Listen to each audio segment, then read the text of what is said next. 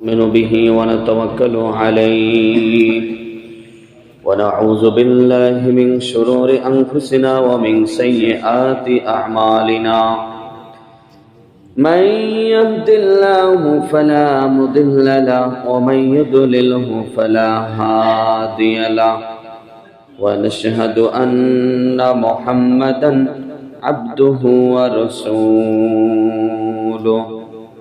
الذي أرسله بالحق بشيرا ونذيرا وداعيا إلى الله بإذنه وسراجا منيرا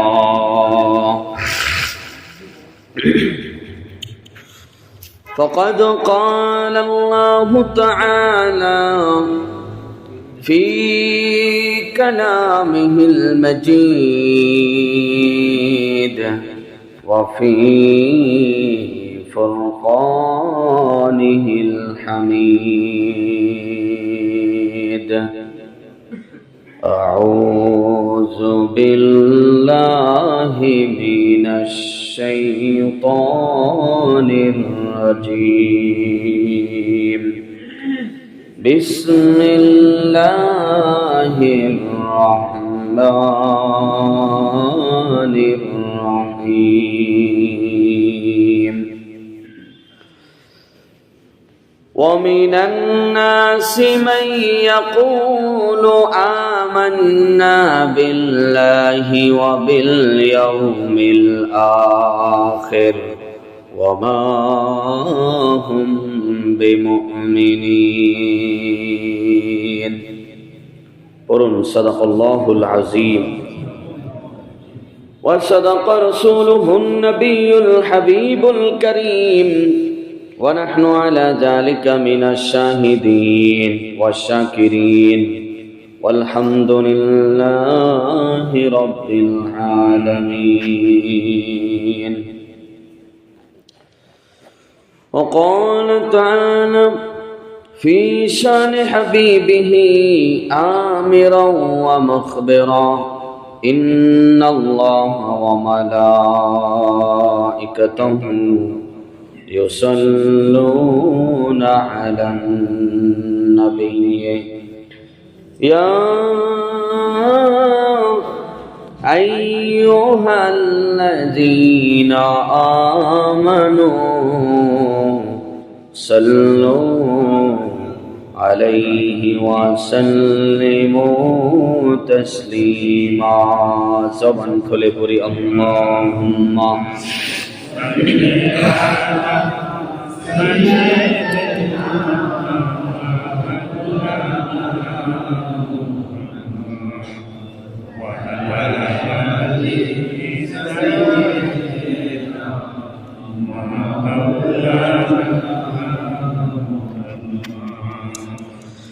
दश्तो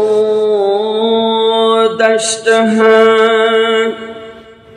दरिया भी न सोरे हमने बहर जुल्मत पे दौरा दिए घोरे हमने बलगल उला बिकमालिही कशफत दुजा बिजमालिही हसनत जमीअ खिसालिही सल्लु अलैहि व आलिही। এটা সবাই পারেন তো বলতে নাকি? এটা রাসূলুল্লাহ সাল্লাল্লাহু আলাইহি সাল্লাম যে কবি লেখছে সেই কবিকে আল্লাহ নবী স্বপ্নে যোগে শিখাইছে। কত বড় কথা। ইমাম শেখ সাদি রহমাতুল্লাহ আলাইহি যখন এই কবিতাটা প্রথম দুইটা লাইন লেখে, বালাগাল আউলা বিকামালিহি, দ্বিতীয় লাইনটা কি কাশাফাত দুজা বি জামালিহি, দুইটা লাইন। কবিতা লেখার যারা কবি হয় তাদের কিন্তু ছান্দসিক মিল না হলে ওই কবিতা তারা আর ছড়ায় দেয় না। কবিতার কিন্তু আগের লাইনের সঙ্গে পরের লাইনকে মিলায় মিলায় তারা কিন্তু কবিতা লেখে। যেমন আম পাতা জোড়া জোড়া মারবো চাবুক চড়বো ঘোড়া। এইভাবে অনেক কবিতা আছে যে পূর্বের লাইনের সঙ্গে পরের লাইনকে মিলায় মিলায় সুন্দর করে কবিরা লেখে। শেখ সাদী রহমতুল্লাহ আলাই তাহাজ্জুদের নামাজ পড়ে যায় নামাজে বসে তিনি আল্লাহ নবীর শানে এই বালাগাল আউলা কবিতা লিখতেছেন। বালাগাল আউলা বিকামালিহি এটা প্রথম লাইন লিখলেন, দ্বিতীয় লাইনে লিখলেন কাশাফাত দুজা বিজামালিহি। এর পরের লাইনটা কিভাবে মিলানো যায়? লেখা তো লিখতেছে আল্লাহ নবীর শানে, সৃষ্টির সেরা এমন ব্যক্তির শানে আমি কবিতা লিখতেছি, এর পরের লাইনটা কিভাবে লেখা যায়? চিন্তায় সেখানে তার তন্দ্রাচ্ছন্ন হইল, ঘুম চোখে আসলো। ঘুম যখন চোখে আসলো, ঠিক ইন দ্য মিন টাইমে আল্লাহ নবী স্বপ্নে যোগে এসে বলতেছেন, কলম হাত দিয়ে ধরে স্বপ্ন যোগে বলতেছে, লেখো হাসুনাত জামিউ খিসালিহি সাল্লু আলাইহি ওয়া আলিহি। তাহলে এই কবিতা যদি আমরা বলতে না পারি তাহলে তো আমরা হতভাগা, ঠিক কিনা বলেন? এই জন্য আবার বলেন বালাগাল উলা বিকামালিহি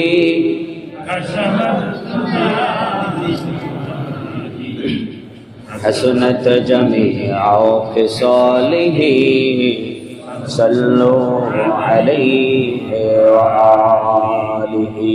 একটু জিকির করি লা ইলাহা লা ইলাহা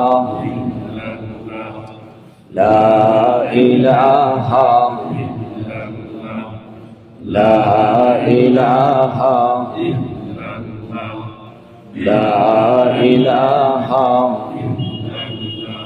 ও লা ইলাহা লা ইলাহা ইল্লাল্লাহ মুহাম্মাদুর রাসূলুল্লাহ। পড়ুন সাল্লাল্লাহু আলাইহি ওয়াসাল্লাম। এমন এক পয়গম্বর আল্লাহ তাআলা আমাদেরকে দান করেছেন। পূর্বের নবীদের নাম নেওয়ার পরে দরুদ শরীফ পড়া উম্মতের জন্য ওয়াজিব ছিল না। কি ছিল না? ঈসা রূহুল্লাহ, এরপরে সাল্লাল্লাহু আলাইহি ওয়াসাল্লাম, দরুদ শরীফ পড়ার কোনো বিধান ছিল না। মূসা কালিমুল্লাহ, এরপরে সাল্লাল্লাহু আলাইহি ওয়াসাল্লাম, সেই নবীর শানে দরুদ পড়া ওয়াজিব ছিল না। কিন্তু উম্মতে মুহাম্মাদের জন্য আল্লাহ তাআলা বিধান করে দিলেন, আমার হাবিবের নাম যখনই শুনবা এরপরেই বলবা সাল্লাল্লাহু আলাইহি ওয়াসাল্লাম। এবং শুধু তাই নয়, কোরআনের আয়াত নাজিল করে তাম দুনিয়ার মানুষদেরকে আল্লাহর পক্ষ থেকে আদেশ করলেন, ইয়া আইয়ুহাল্লাযীনা আমানু সাল্লু আলাইহি ওয়া সাল্লিমু তাসলিমা। হে ঈমানদারগণ, এমন এক পয়গম্বর তোমাদের কাছে পাঠাইলাম, তার উপর আমি আল্লাহ দরুদ পড়ি, আমার ফেরেশতারা পড়ে, তোমরাও পড়ো। আল্লাহর কোন ইবাদতের দরকার আছে ভাই? কি আশ্চর্য কথা! আল্লাহর ইবাদতের দরকার নাই, অথচ সে আল্লাহ 24টা ঘন্টায় তার হাবিবের শানে নিজে বলতেছেন যে আমি তার উপর দরুদ পড়ি, আমার ফেরেশতারা পড়ে, অতএব হে ঈমানদার বান্দাগণ, তোমরা যারা আমার নবীর উম্মত দাবি করো তোমরাও পড়ো। পড়লে লাভ কি? পড়লে লাভ কি? লাভের দরকার আছে না নেই আমাদের ভাই? আমরা তো লাভ খুঁজি, সব জায়গায় শুধু লাভ খুঁজি, যেখানে লস আছে সেখানে আমরা যাইতে চাই না, কিন্তু পুরো জীবনটাকে লসের দিকে নিয়ে যাচ্ছি, একটা বারও খেয়াল করি না। আসল লস দুনিয়ার যদি পার্থিব কোনো লস হয় ওইটা ওইদিকে আমরা আগাই না, কিন্তু পুরো জীবনটাই যে আমি লসের দিকে ঢেলে দিচ্ছি, দুনিয়ার পিছনে, ব্যবসার পিছনে, সংসারের পিছনে, বন্ধুর পিছনে, পাড়া প্রতিবেশী, বন্ধু বান্ধব, এদের পিছনে যে পুরো জীবনটাই আমি লসের দিকে নিয়ে যাচ্ছি, আসল বুদ্ধিজীবী ওই বুদ্ধি মাথায় কাজ করে না। পড়লে লাভটা কি? আল্লাহ তাআলা বলতেছেন, তোমরা একবার পড়বা 10টা রহমত পাবা, একবার পড়বা 10টি গুনাহ মাফ,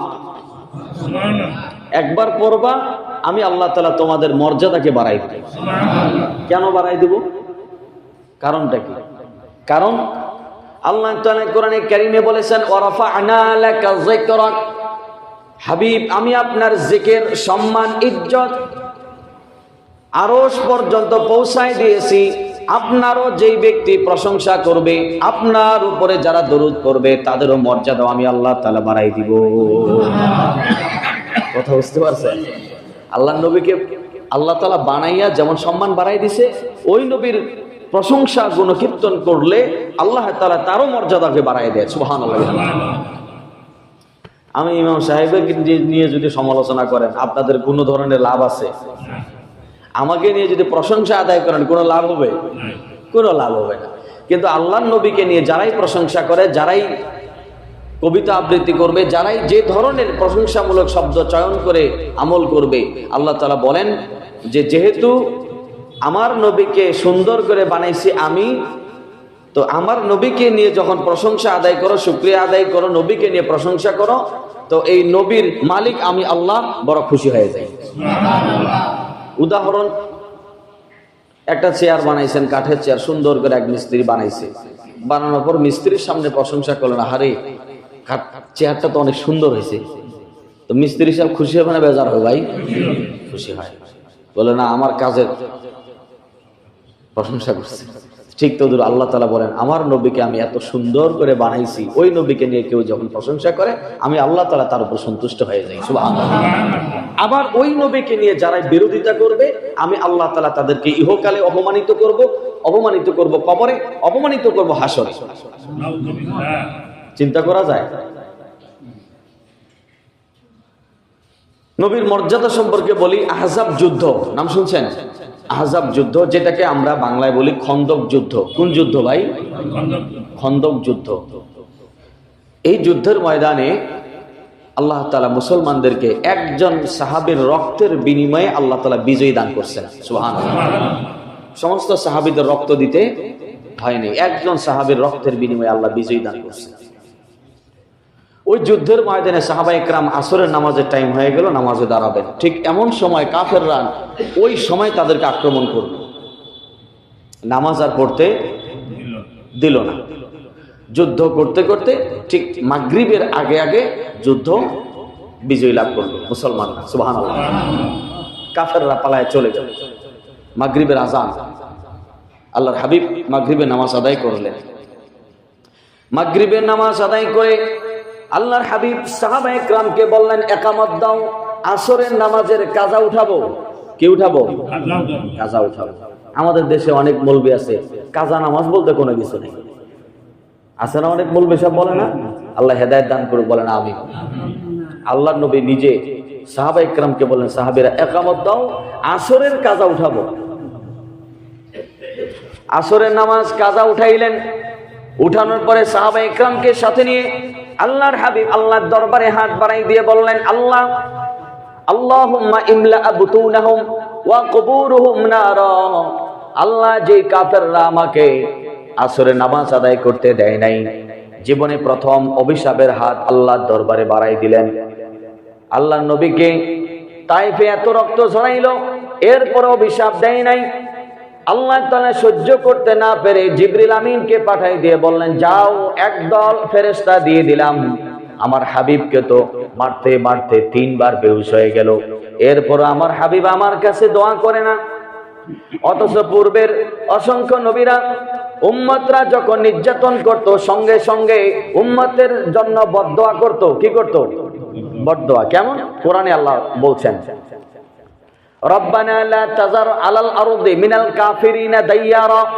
নূহ আলাইহিস সালাম দোয়া করতেন, রব্বানা, হে আমার রব, লা তাযার, রেখে দিয়েন না, আলাল আরদি, জমিনের উপরে, মিনাল কাফিরিনা দাইয়ারা, কাফেরের গোষ্ঠী, আন্ডা বাচ্চা যা আছে সবগুলোকে ধ্বংস করে দেন। অথচ আমার নবী কেন এখন অভিশাপ করে না? চিন্তা করা যায় ভাই, চিন্তা করা যায়।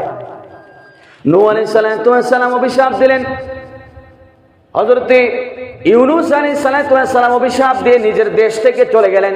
আমার নবী এখনো কেন হাত বাড়াই দিয়ে আমার কাছে অভিশাপের জন্য অথবা গজবের জন্য কেন এখনো দোয়া করে না? যাও, জিবরাইল একদল ফেরেশতা দিয়ে দিলাম। জিবরিল আমিন আসলেন, বললেন, হাবিব, মাথা উঠান, আকাশের দিকে তাকান।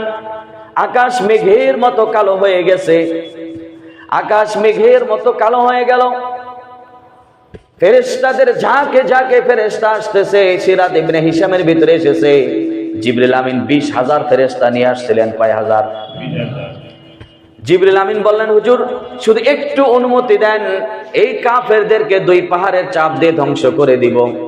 আল্লাহর নবী কথা বলতে পারেন না, বাক শক্তি নাই, এত রক্ত ঝরছে শরীর থেকে। 3 বার তিনি বেহুশ হয়ে গেছেন। আল্লাহর নবী কথা বলতে পারে না।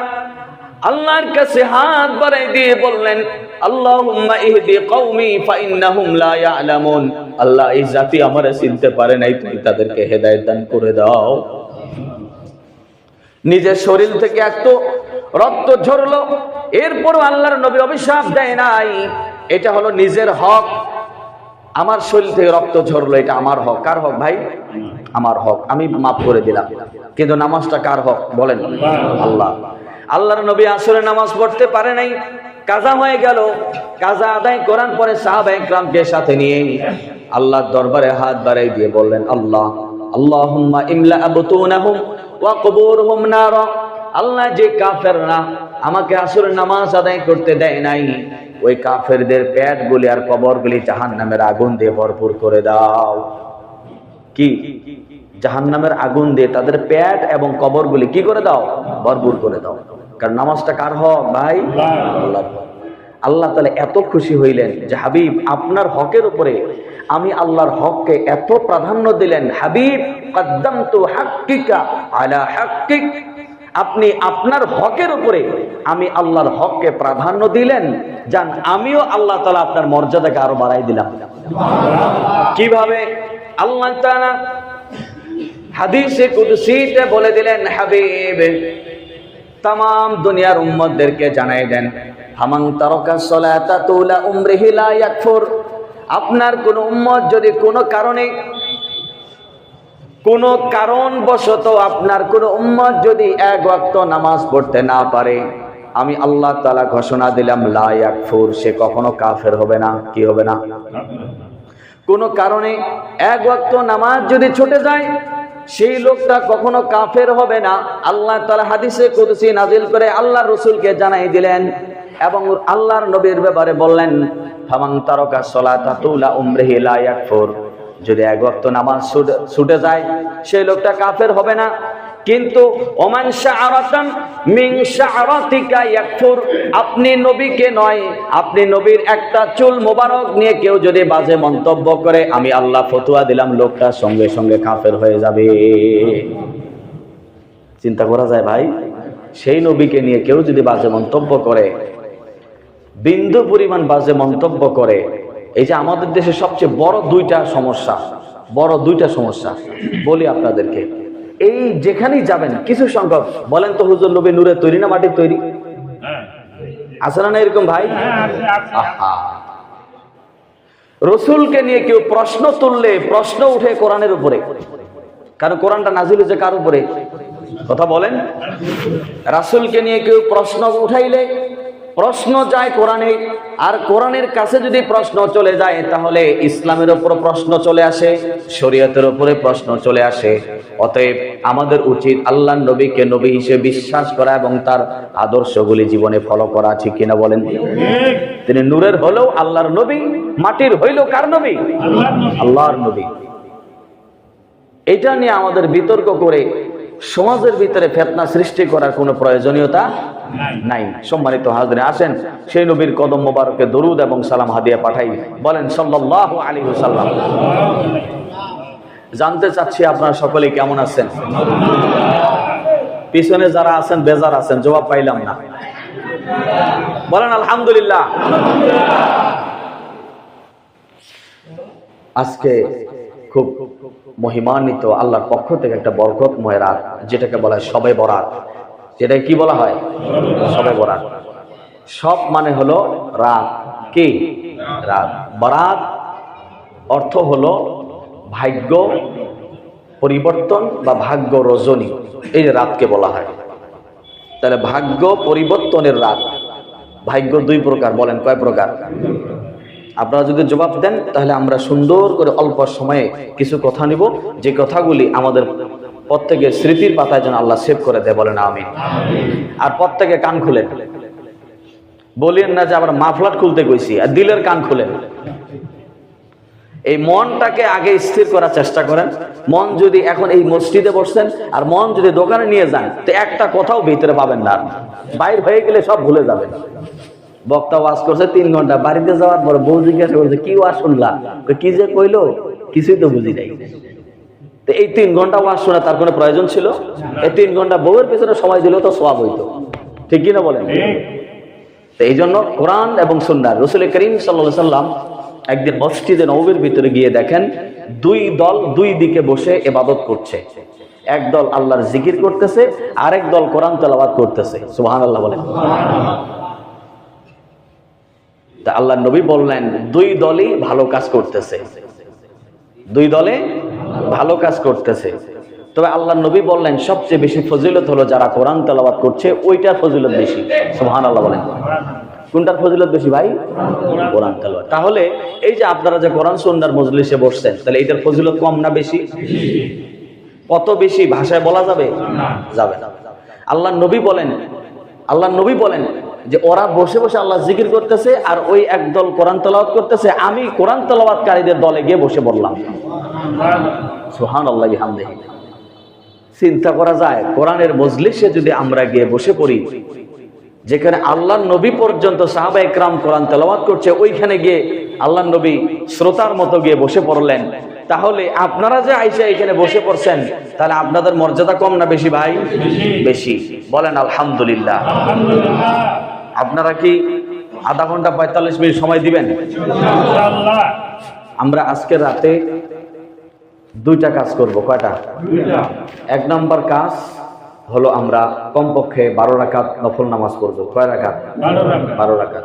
2 নম্বর কাজ, 2 ফোঁটা চোখের পানি আল্লাহর কাছে হাদিয়া দিব কান্না করে। পারবো তো ইনশাআল্লাহ? জীবনে মায়ের জন্য কান্না করছি, ভাইয়ের জন্য কান্না করছি, আত্মীয় স্বজনের জন্য কান্না করছি, বন্ধুর জন্য কান্না করছি, একটাবার নিজের গুনাহের জন্য আল্লাহর কাছে কাইদা গুনাহগুলো মাফ করে নিতে চাই। রাজি আছে ইনশাআল্লাহ? কারা কারা রাজি আছে দুই হাত তুলে আল্লাহকে দেখাই দেই। আল্লাহ কবুল করুক, বলেন আমিন। আমরা চাই আমাদের জীবনটাকে পরিবর্তন করে আল্লাহর কাছে সঁপে দিতে চাই, ঠিক কিনা বলেন?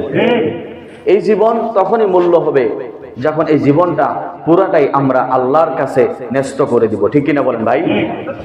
সম্মানিত হাজরিন, এই শবে বরাতের রাত খুবই গুরুত্বপূর্ণ রাত। এই রাতে আল্লাহ তাআলা পুরা কোরআন লৌহে মাহফুজ থেকে নাজিল করছেন। কোথায় নাজিল করছে? কোথায়? সিদরাতুল মুনতাহায়। কোথায় বলেন? সিদরাতুল মুনতাহায়, যেখানে হলো গ্র্যাভিটেশন অফ দা আর্থ, পৃথিবীর শেষ সীমানা, জিবরিল আমিনের শেষ প্ল্যাটফর্ম। ওর উপরে আর জিবরাইলের যাওয়ার কোনো ক্ষমতা নাই। ওইখানে আল্লাহ তাআলা লৌহে মাহফুজ থেকে পুরা কোরআন নাজিল করছে। তারপর সেখান থেকে শবে কদরের রাতে ইন্না আনজালনাহু ফি লাইলাতিল কদর পৃথিবীতে নাজিল করা শুরু করছেন কদরের রাত থেকে। বলেন সুবহানাল্লাহ বিহামদিহি। শারফুল মাকানে শারফুল মাকিন, শারফুল মাকিনে শারফুল মাকান। কিছু কিছু জায়গা আছে জায়গার কারণে ব্যক্তির দাম বাড়ে, আবার কিছু কিছু জায়গা আছে ব্যক্তির কারণে জায়গার দাম বাড়ে। যেমন মসজিদ, এখানে এসে যারা সময় দিবে, মসজিদের কারণে তার মূল্য বাড়বে। কথা বুঝতে পারছেন? আবার ব্যক্তির কারণে জায়গার দাম কেমনে বেড়ে যায়? যদি কোনো জায়গায় আল্লাহর কোনো নেককার আল্লাহওয়ালা বান্দা কবরে শুয়ে থাকে, ওই জায়গার মূল্য আল্লাহ তাআলা বাড়ায় দেয়। যেই কবরস্থানে একজন আল্লাহর ওলি শুয়ে আছে, তার আশেপাশে 40টা কবরের কোনো আযাব হয় না। সুবহানাল্লাহ বলেন। আমরা অনেক সময় কি করি? একা কবর দিই। কবরস্থান আছে 50, 60, 100, 1000, 1500 কবরবাসী শুয়ে আছে এক জায়গায়, ওইখানে না দিয়া আমার বাপের আমি আমার বাড়ির পাশে রাখলাম। আছে না এরকম? আমার বাপের নিজের জমির উপরে কবর দিলাম, গর্ব করে আরো। অথচ হাদিস শরীফে এসেছে গণকবর যেখানে, সেখানে দাফন করো। সেখানে যদি একজন আল্লাহওয়ালা আল্লাহর বুজুর্গ বান্দা থাকে, তার উসিলায় সমস্ত কবরবাসীর কবরে আযাব মাফ। একটাবার কি খেয়াল করছি ভাই? যেমন মদিনার পূর্ব নাম ছিল কি? ইয়াসরিব। কি নাম ছিল ভাই? ইয়াসরিব। এত নিকৃষ্ট জায়গা ছিল, ওই জায়গার আবহাওয়া বড় খারাপ ছিল, ওই জায়গায় মানুষ গেলে অসুস্থ হয়ে যায়। আল্লাহর নবী ওই জায়গায় যাওয়ার সঙ্গে সঙ্গে জায়গার নাম হয়ে গেল মদিনাতুল মুনাওয়ার। কি হলো? মদিনাতুল মুনাওয়ার। আর মক্কাকে বলা হয়, মক্কার পূর্বে নাম ছিল বাক্কা। কি নাম ছিল? বাক্কা। আল্লাহ তাআলা বললেন আমার হাবিবের নামের প্রথম অক্ষর হলো মিম, আমি এখন বাক্কা রাখলাম না, এটাকে বানাই দিলাম মাক্কাতুল মুকাররম। সুবহানাল্লাহ বিহামদিহি। আপনারা বেজার হচ্ছেন ভাই? আজকে আপনাদের স্পৃহা দেখে আমার আনন্দ লাগতেছে। আপনাদের আজকে মোটামুটি একটু গরু গোশত খাইছেন তো, রুটি খাইছেন তো মনে হয়, এই জন্য একটু পাওয়ার আছে আপনাদের মধ্যে। আলহামদুলিল্লাহ বলি। তো এই যে জায়গার কারণে ব্যক্তির দাম বেড়ে যায়, আবার ব্যক্তির কারণে জায়গার দাম বেড়ে যায়। আল্লাহর নবী যাওয়ার সঙ্গে সঙ্গে মদিনাতুল মুনাওয়ার হয়ে গেল, এবং মদিনাকে বলা হলো ঈমানের রাজধানী। মদিনা কিসের রাজধানী? ঈমানের রাজধানী। আল্লাহ নবী নিজে বলেছেন ইসলাম সারা পৃথিবী থেকে আস্তে আস্তে সংকীর্ণ হয়ে আসবে। সাপ যেরকম সারাদিন অথবা সারা রাত তার আহার করার পরে সন্ধ্যাবেলা অথবা দিনের শুরুতে আইসে তার গর্তে প্রবেশ করে, ঠিক ইসলাম সারা পৃথিবীতে নির্যাতিত নিষ্পাসিত হতে হতে হতে হতে আমার মদিনায় এসে পৌঁছবে। এই জন্য মদিনাকে বলা হয়েছে ঈমানের রাজধানী। বলেন সুবহানাল্লাহ বিহামদিহি।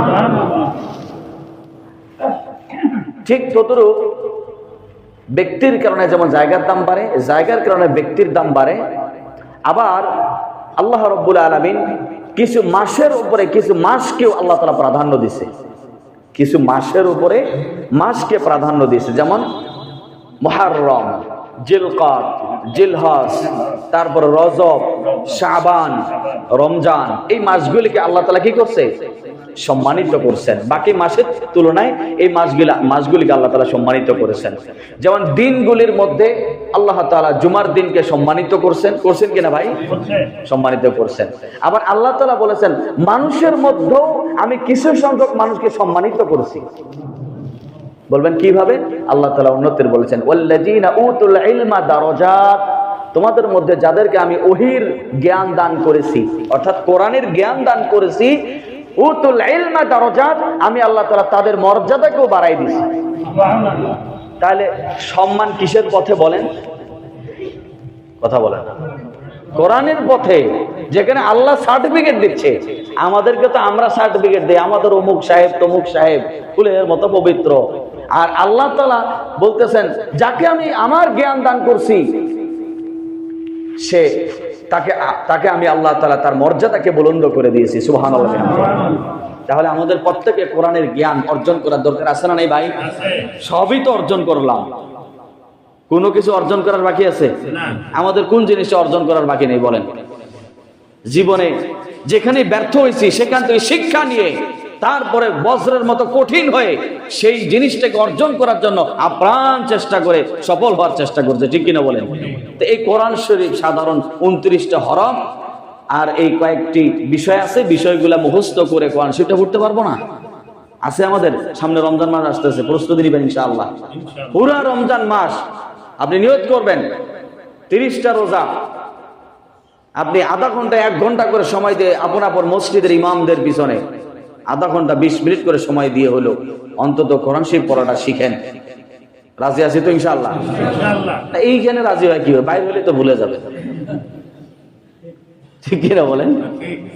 যাও, আপনারা বেজার হইয়েন না, আমি আপনাদের ভাইয়ের মতো, অনেকের ছেলে বয়সী হব। আল্লাহ তাআলা আমাদেরকে যেন এই রাতে এই 2টি গুণ অর্জন করার তৌফিক দেয়। 1 নম্বরে আমরা বাড়িতে গিয়ে 12টা পার হয়ে গেলে বাড়িতে গিয়ে কমপক্ষে 12 রাকাত নফল নামাজ আদায় করব। 2 নাম্বার চোখের পানি ফেলে আল্লাহর কাছে রোনাজারি করব। কারণ আল্লাহ তাআলা যে জাহান্নাম তৈরি করছেন, এই জাহান্নাম সবচেয়ে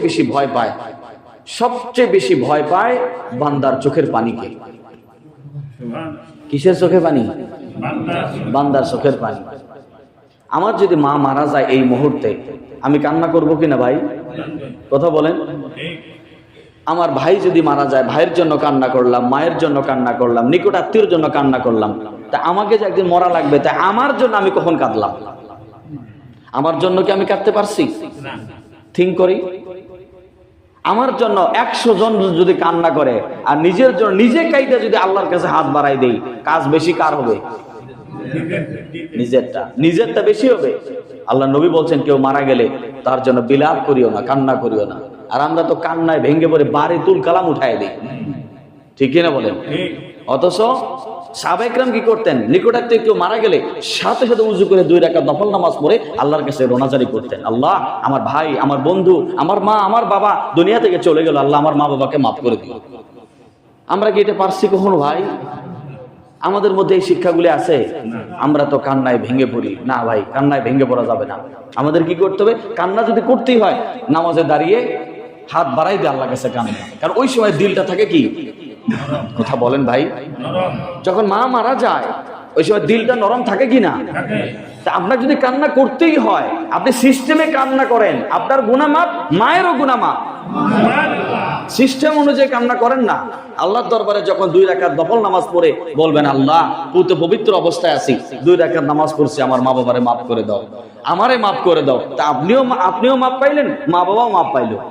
আর এমনি এমনি যদি সারাদিন কান্না করেন, আপনিও মাফ পাবেন না, মা বাবাও মাফ পাইলো না। সিস্টেমটা খেয়াল থাকবে সবার, থাকবে ভাই।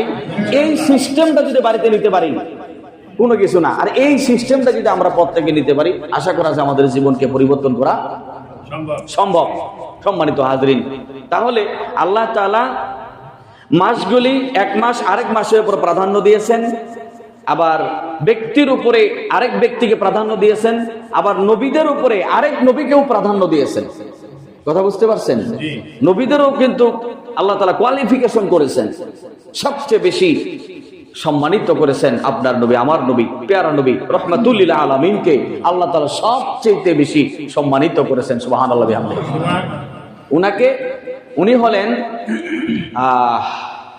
উনি হলেন শুধু মানুষের জন্য নবী নয়, ওনারা আল্লাহ নবী এসেছেন তিনি সমস্ত মাখলুকাতের জন্য নবী।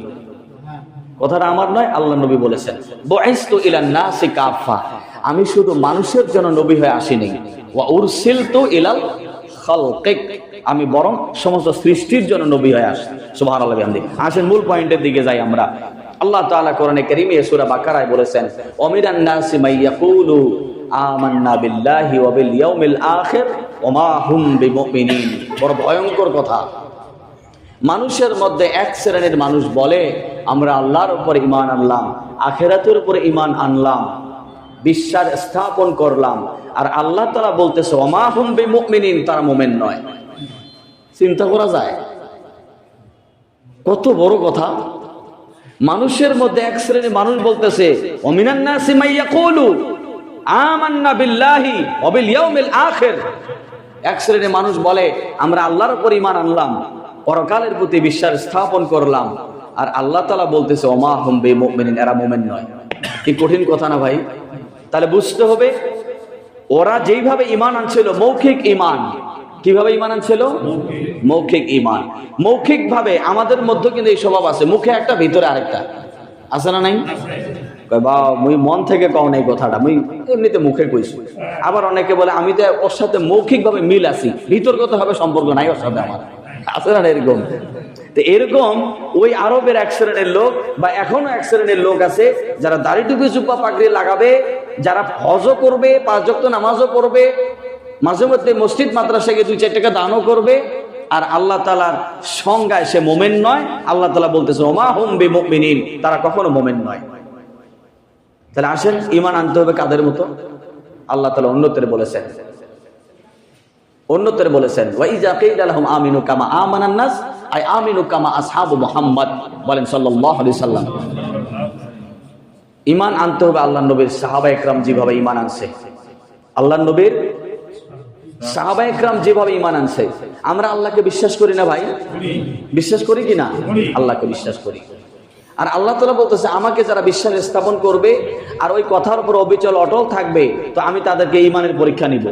তা আমরা আল্লাহকে বিশ্বাস করি, তো আল্লাহর উপরে পরিপূর্ণ ইস্তেকামাত না থাকার কারণে আমাদের কাছে পরীক্ষা আসে না। ঈমানের পরীক্ষা আমরা কি কেউ দিছি? সাহাবায়ে কেরাম দিছে ভাই। আম্মার রাদিয়াল্লাহু তাআলা আনহু, আল্লাহর নবী প্রথম যে 3 বছর গোপনে দাওয়াত দিলেন, তার মধ্যে একজন ব্যক্তি, তার নাম হলো আম্মার রাদিয়াল্লাহু তাআলা আনহু, তিনি গোপনে ইসলাম গ্রহণ করলেন। খবরটা জানতে পারলেন আবু জেহেল মরুভূমির প্রান্তরে নিয়ে গেল, শরীরের মধ্যে পেট্রোল অথবা কেরোসিন ঢেলে দিয়ে আগুন লাগাই দিল। আবু জেহেলের ভয়তে কেউ তাকে বাঁচানোর জন্য আগায় আসে না। আম্মার রাদিয়াল্লাহু তাআলা আনহু তিনি বাঁচার জন্য হাউমাউ করে কাঁদতেছেন, কিন্তু কেউ নাই তাকে সাহায্য করার জন্য। খবরটা চলে গেল আল্লাহর নবীর কদম মোবারকে। আল্লাহর নবী জলদি করে ছুটে আসলেন। আসার পরে তিনি বললেন, আমার সঙ্গে বলেন, কুলনা ইয়া নারু কুনি বারদাও ওয়া সালামান আলা আম্মার ওয়া সালামান আলা আম্মার কামা কুনতি আলা ইব্রাহিম। হে আগুন, আমার আম্মারের জন্য তুমি শান্তিদায়ক হয়ে যাও, যেমন আমার দাদা ইব্রাহিমের জন্য তুমি একবার ঠান্ডা হয়ে গেছিলা, আমার আম্মারের জন্য তুমি আরেকবার ঠান্ডা হয়ে যাও। সুবহানাল্লাহ। আগুন পানি, আগুন কি হয়ে গেল? তাহলে রাসূলুল্লাহর কথা পানিও, আগুনও, রাসূলুল্লাহর কথা আগুনও শুনে সুবহানাল্লাহ বলেন। এইভাবে সুমাইয়াকে নির্যাতন করেছে। সুমাইয়াকে এমন ভাবে নির্যাতন করলো, কাবার চত্বরে গোপন অঙ্গের ভিতরে বর্ষা দিয়ে আঘাত করলো। সুমাইয়া একটা চিৎকার দিয়ে বললেন, এ আবু জেহেল, যতবার নির্যাতন করো, নির্যাতন করে আমার শরীরটাকে যদি কেটে টুকরা টুকরা করো, কিন্তু এরপরও ঈমান তুমি আমার দিল থেকে নিতে পারবা না। এই যে শবে বরাতের রাতে 5 শ্রেণীর লোক মাপ পাবে না। কয় শ্রেণীর লোক ভাই? প্রথম নাম্বার যে শিরককারী। আল্লাহর নবী সাহাবীদেরকে বললেন, ও সাহাবীরা, যদি কোনো ব্যক্তি তোমাকে জোর করে শিরক করায়, ওই সময় তুমি শিরক করবা না। শিরক না করার জন্য যদি তোমাকে কেটে কেটে টুকরা টুকরা করে তুমি জীবন দিয়ে দাও, এরপরে তুমি কখনো শিরক করবে না। তোমাকে কেটে টুকরা টুকরা করবে তো কি, আল্লাহ তাআলা তোমাকে কেটে টুকরা টুকরা করলেও পরকালে তোমাকে আল্লাহ তাআলা সীমাহীন মর্যাদাময় আল্লাহর জান্নাতে পৌঁছাই দিবেন। এই জন্য শিরক থেকে আমাদের বাঁচার চিন্তা ফিকির আছে ভাই, আছে? আমরা কি শিরক করি? না। কেমন কোথায় আমরা কি শিরক করি? জেনে মানে জানার পরেও অনেকে করি, অথবা না যাই না অনেকে করি। জেনেও করি, না জেনেও করি। ওই যে জুমার সময় বলেছিলাম, ইহুদিরা যখন আল্লাহ নবীকে প্রশ্ন করলো, ইয়া মুহাম্মদ সাল্লাল্লাহু আলাইহি সাল্লাম, আপনি বললেন যে মানুষকে রব যারা বানায় এরা হলো মুশরিক, তো আমরা তো কাউকে রব বানাই নাই। কাউকে কি বানাই নেই? রব বানাই নেই। তো আপনার কোরআনে কিভাবে আল্লাহ তাআলা বলল যে তারা মানুষকে রব বানাবে? তখন আল্লাহ নবী কি বললেন? আল্লাহ নবী বললেন, আল্লাহ তাআলা উটের গোশতকে হালাল করছে মানুষের জন্য। কার জন্য? এটা শুধু আমাদের মুসলমানদের জন্য হালাল নয়, বিধর্মীদের জন্য উটের গোশত হালাল। সুবহানাল্লাহ বলেন। তো আল্লাহ তাআলা উটের গোশতকে হালাল করলো, আর তোমাদের ইহুদিদের বড় নেতা এই উটের গোশতকে হারাম করলো। তাহলে আল্লাহর হালাল বিধানটাকে তোমাদের নেতা যে হারাম করলো, আর তোমাদের সেই নেতাকে অনুসরণ করে তোমরা এটাকে হারাম বলে বিবেচিত করলা, তাহলে আল্লাহর বিধানকে বাদ দিয়ে নেতার বিধানকে মানার কারণে তোমরা মানুষকে রব বানাইলা কিনা? কথা বলেন ভাই। এবার আসেন, আমাদের দেশে আমরা মানুষকে রব হিসেবে মেনে নিয়েছি, ঠিক কিনা বলেন? যারা পার্লামেন্ট মেম্বার, কারা পার্লামেন্ট মেম্বার? এমপি। যারা এমপি মানে কি? আইন প্রণেতা। কি? যিনি সংসদে যাওয়ার পরে তার মাধ্যমে স্পিকারের কাছে আবেদন করবে, এটা পাস করে দিয়ে দিবে, ঠিক কিনা বলেন? এমপি সাহেবরা বলবে যে মাননীয় স্পিকার, এটা আইন করা হোক।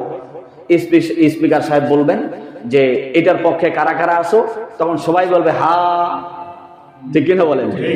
তারপরে স্পিকার বলবে হা জয়যুক্ত হয়েছে। মানুষকে আল্লাহ তাআলা আইন প্রণয়ন করার ক্ষমতা কখনো দেওয়া হয় নাই।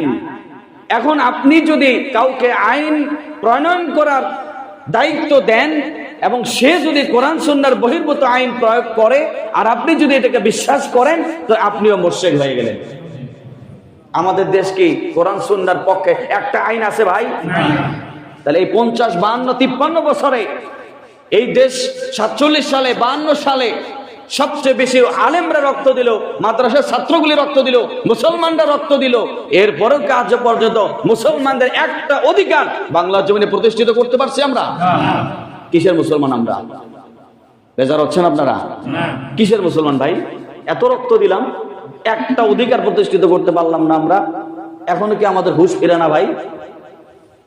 সম্মানিত হাজরিন, মক্কায় যতগুলা সূরা নাজিল হয়েছিল মক্কি জীবনে আল্লাহ নবীর কাছে ওহীর মাধ্যমে, মক্কি জীবনের যত সূরা নাজিল হয়েছে, কোন সূরাতে আল্লাহ তাআলা যত সাহাবায়ে কেরাম ঈমান আনছিল তাদেরকে আল্লাহ তাআলা ঈমানদার বলে সার্টিফিকেট দেয়নি। কি বলে সার্টিফিকেট দেয়নি? ঈমানদার বলে সার্টিফিকেট দেয়নি। কারণটা কি বলেন? কারণ একটাই, মক্কায় ইসলাম, মক্কার ভূখণ্ড আহকামে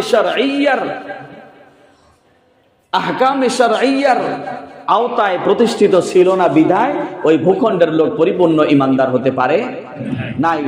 মদিনায় যখন চলে আসলেন আল্লাহর নবী, আহকামে শারঈয়া তিনি কোরআনের আইনকে প্রতিষ্ঠিত করলেন। আল্লাহ তাআলা ঈমানদার বলে সার্টিফিকেট দেওয়া শুরু করে দিলেন। তাহলে আমরা যারা আছি, এই যে আমি মৌলভী সাহেব আপনাদের কথা বলি না, আমি এখন পর্যন্ত পরিপূর্ণ ঈমানদার হতে পারবো না যতক্ষণ পর্যন্ত এই জমিন কোরআনের সংবিধানে প্রতিষ্ঠিত হবে না, ততক্ষণ পর্যন্ত আপনারা তো দূরের কথা, আমি মৌলভী সাহেব ঈমানদার হতে পারবো না। যদি হতে পারতাম, সাহাবায়ে কেরাম কি আমাদের থেকে অনেক ঊর্ধ্বে না ভাই? এরপরও তাদেরকে কেন ঈমানের সার্টিফিকেট আল্লাহ তাআলা দিল না? মদিনায় যাওয়ার পরে আল্লাহ তাআলা ঈমানের সার্টিফিকেট দিলেন। আমি দীর্ঘ আলোচনার দিকে যাব না, সংক্ষেপে আসি। তাহলে 1 নাম্বার যে অপরাধ, সেটি কি বলেন ভাই? শিরক। শিরক থেকে বাঁচবো তো ভাই আমরা? শিরক করা যাবে না। আল্লাহ কোরআনে বলেছেন, ইন্নাল্লাহা লা ইয়াগফিরু আইয়ুশরাকা বিহি, নিশ্চয় আল্লাহ তাআলা শিরকের গুনাহ মাফ করেন না। ওয়া ইয়াগফিরু মা দুনা যালিকা লিমান ইয়াশা, এছাড়া বান্দা তুমি যদি জমিন থেকে আসমান পরিমাণ পর্যন্ত গুনাহ করো, যদি শিরক না করো, তাহলে আমি আল্লাহ তাআলা তোমাদেরকে ইচ্ছে হলে মাফ করে দিব। আল্লাহর নবী মেরাজ থেকে যখন ফিরে আসবেন, ওই সময় আল্লাহর নবীকে শেষ যে নসিহত করে জানাই দিলেন, হাবিব দুনিয়ার तमाम উম্মতদেরকে বলে দিয়েন, আমি তাদেরকে ক্ষমার ঘোষণা দিলাম যদি তারা শিরক না করে। কি না করে? শিরক যদি না করে, তাহলে তাদেরকে আমি অগ্রিম ক্ষমার ঘোষণা দিয়ে দিলাম। সুবহানাল্লাহ। এই জন্যই তো উম্মতে মুহাম্মাদীকে কি বলা হয় জানেন? উম্মতে মুহাম্মাদের নাম হলো উম্মাতুন মারহুমাতুন মাগফুরাতুন ইলা ইয়াউমিল কিয়ামা। সুবহানাল্লাহ। উম্মতে মুহাম্মাদী হলো ক্ষমাপ্রাপ্ত, রহমতপ্রাপ্ত, নাজাতপ্রাপ্ত উম্মত। বলেন সুবহানাল্লাহ। যদি খালি শিরক থেকে বাঁচতে পারি, বাঁচবো তো ইনশাআল্লাহ। তার মানে আবার কুফর করা যাবে না। তার মানে কি? কুফর করা যাবে না। শিরক এবং কুফর দুইটা একই গুনাহ। অনেক কাফের আছে শিরক নাও করতে পারে, কিন্তু প্রত্যেক মুশরিক কাফেরের অন্তর্ভুক্ত। কথা বুঝতে পারছেন? প্রত্যেক কাফের মুশরিকের অন্তর্ভুক্ত নাও হতে পারে, কিন্তু প্রত্যেক মুশরিক কাফেরের অন্তর্ভুক্ত। তার মানে কি? কত জঘন্যতম অপরাধ চিন্তা করা যায় ভাই? তাহলে আমাদের শিরক থেকে বাঁচতে হবে তো ইনশাআল্লাহ। আমরা কি বিশ্বাস করব আন্নাল কুওয়াতা লিল্লাহি জামিআ? আমরা কি বিশ্বাস করব যে সকল ক্ষমতার উৎস জনগণ না আল্লাহ? আল্লাহ বলছে কে? আল্লাহ। আমরা যদি বিশ্বাস করি যে সকল ক্ষমতার উৎস জনগণ, মুসলমান থাকবো? এটা কি দিল থেকে বলতেছেন ভাই? একটা দিল থেকে একদম পাক্কা নিয়ত করে বলেন যে সকল ক্ষমতার উৎস হলো আল্লাহ। এটা যেন আমাদের ব্রেনে সেভ থাকে। আমরা যেন কখনো এই কথা না বলি যে সকল ক্ষমতার উৎস হলো জনগণ, এটা যেন কখনো না বলি, এটা আমাদের মাথায় যেন থাকে। আর একটি বিষয় যে গণতন্ত্র। বলেন গণতন্ত্র। তন্ত্র মানে কি? আইন। তন্ত্র মানে কি? আইন। আর গণ মানে জনগণ। গণ মানে কি? জনগণের আইন। আচ্ছা, আল্লাহর আইন মানবো না জনগণের আইন মানবো ভাই? আল্লাহর আইন। কথা বুঝতে পারছেন? এই জন্যই ইসলামে গণতন্ত্রকে এ কারণেই হারাম ঘোষণা করা হয়েছে যে গণতন্ত্র ইসলামে জায়েজ নাই। এখন এক শ্রেণীর লোক প্রশ্ন করতে পারে, মৌলভী সাহেব আপনারা আবার গণতন্ত্রের পক্ষে আছেন কেন? কথা বলেন, এগুলা কিন্তু ইমানের আলোচনা ভাই, এগুলাকে রাজনীতির দিকে নিয়ে যায় না আপনারা। আবার এগুলো ইমান বাঁচানো আলোচনা। আপনারা মৌলভী সাহেবরা আবার গণতান্ত্রিক প্রক্রিয়া চলতেছেন কেন? আমরা চাই ওই সংসদের ভিতরে এই গণতান্ত্রিক হারাম প্রক্রিয়া হইলেও, এটা প্রথম ব্যাখ্যা, হারাম প্রক্রিয়া হইলেও এক শ্রেণীর মুসলমান সে সংসদে যাক, কোরআনের পক্ষে একটা আইন বাস্তবায়ন না করতে পারলেও কোরআনের বিপক্ষে যে আইনগুলো হবে এটা যেন প্রতিহত করতে পারে। কথা বুঝতে পারছেন ভাই? কোরআনের পক্ষে কোনো আইন বাস্তবায়ন করতে না পারুক, কিন্তু কোরআনের বিপক্ষে, আল্লাহর আইনের বিধিবিধানের বিপক্ষে যেন কোনো আইন পাশ করতে না পারে, এটা যেন এটা আমাদের দাবি, এটা আমাদের তাদেরকে পৌঁছানোর কথা। 2 নাম্বার, রাসূল করিম সাল্লাল্লাহু আলাইহি ওয়াসাল্লাম বলেছে আয-যারুরাতু তাতাকাদ্দারু বিকাদরিজ যারুরা। রাসূলুল্লাহ বলেছেন সাময়িক সময় হারামকে হারাম জেনে করার অথরিটি ইসলাম আপনাকে দিয়েছে। সাময়িক সময় হারামকে হারাম জেনে আপনি ওই কাজটা করার অথরিটি ইসলাম আপনাকে দিয়েছে। যেমন উদাহরণ দেই, আপনি জঙ্গলে গেছেন, প্রচন্ড ক্ষুধা, খাবার সাথে নাই, মারা যাওয়ার উপক্রম হয়ে গেছেন, কথা বুঝছেন? এমন এক জায়গায় গেছেন, খাবার সাথে নাই, পানিও নাই, বাঁচার উপায় নাই, আপনি এখন কি করবেন? সামনে একটা মরা হরিণ পড়ে আছে, হ্যাঁ, মরা হরিণ। হরিণের গোশত হালাল না হারাম? কথা বলেন, হালাল না হারাম? হালাল, কিন্তু মৃত হওয়ার কারণে হারাম। কিন্তু আপনার জীবন চলে যাচ্ছে, ওই সময় আপনি হারামটাকে হারাম জেনে জীবন বাঁচাতে, অস্তিত্ব বাঁচাতে, ঠিক এইভাবে ইসলামের অস্তিত্ব রক্ষায় কিছুক্ষণ সময় সংসদে, যেহেতু আলামিন হাজিহিন নবুয়া, খেলাফতের আদলে যাওয়ার কোনো ব্যবস্থা নাই, এ কারণে হারাম প্রক্রিয়া হইল 2-1 মুসলমান সেখানে সংসদে গিয়ে কোরআনের পক্ষে যেন 2-4টা কথা বলতে পারে। এ কারণেই গণতন্ত্রকে আমরা হারাম বললেও আয-যারুরাতু তাতাকাদ্দারু বিকাদরি যারুরা, জরুরত হিসেবে আমরা এটাকে সাপোর্ট দিচ্ছি। কথা বুঝতে পারছেন? কিন্তু আন্তরিকভাবে, আকীদাগতভাবে গণতন্ত্রকে বিশ্বাস করা যাবে না। এইটা এইখানেই থাক, আর বেশি এদিকে না গাই। আবার অনেকে দেখবেন যে রাজনীতি খুঁজবে, যে হুজুর রাজনীতিমূলক কথা বলতেছে। তো রাজনীতি কি ইসলামের বাইরে?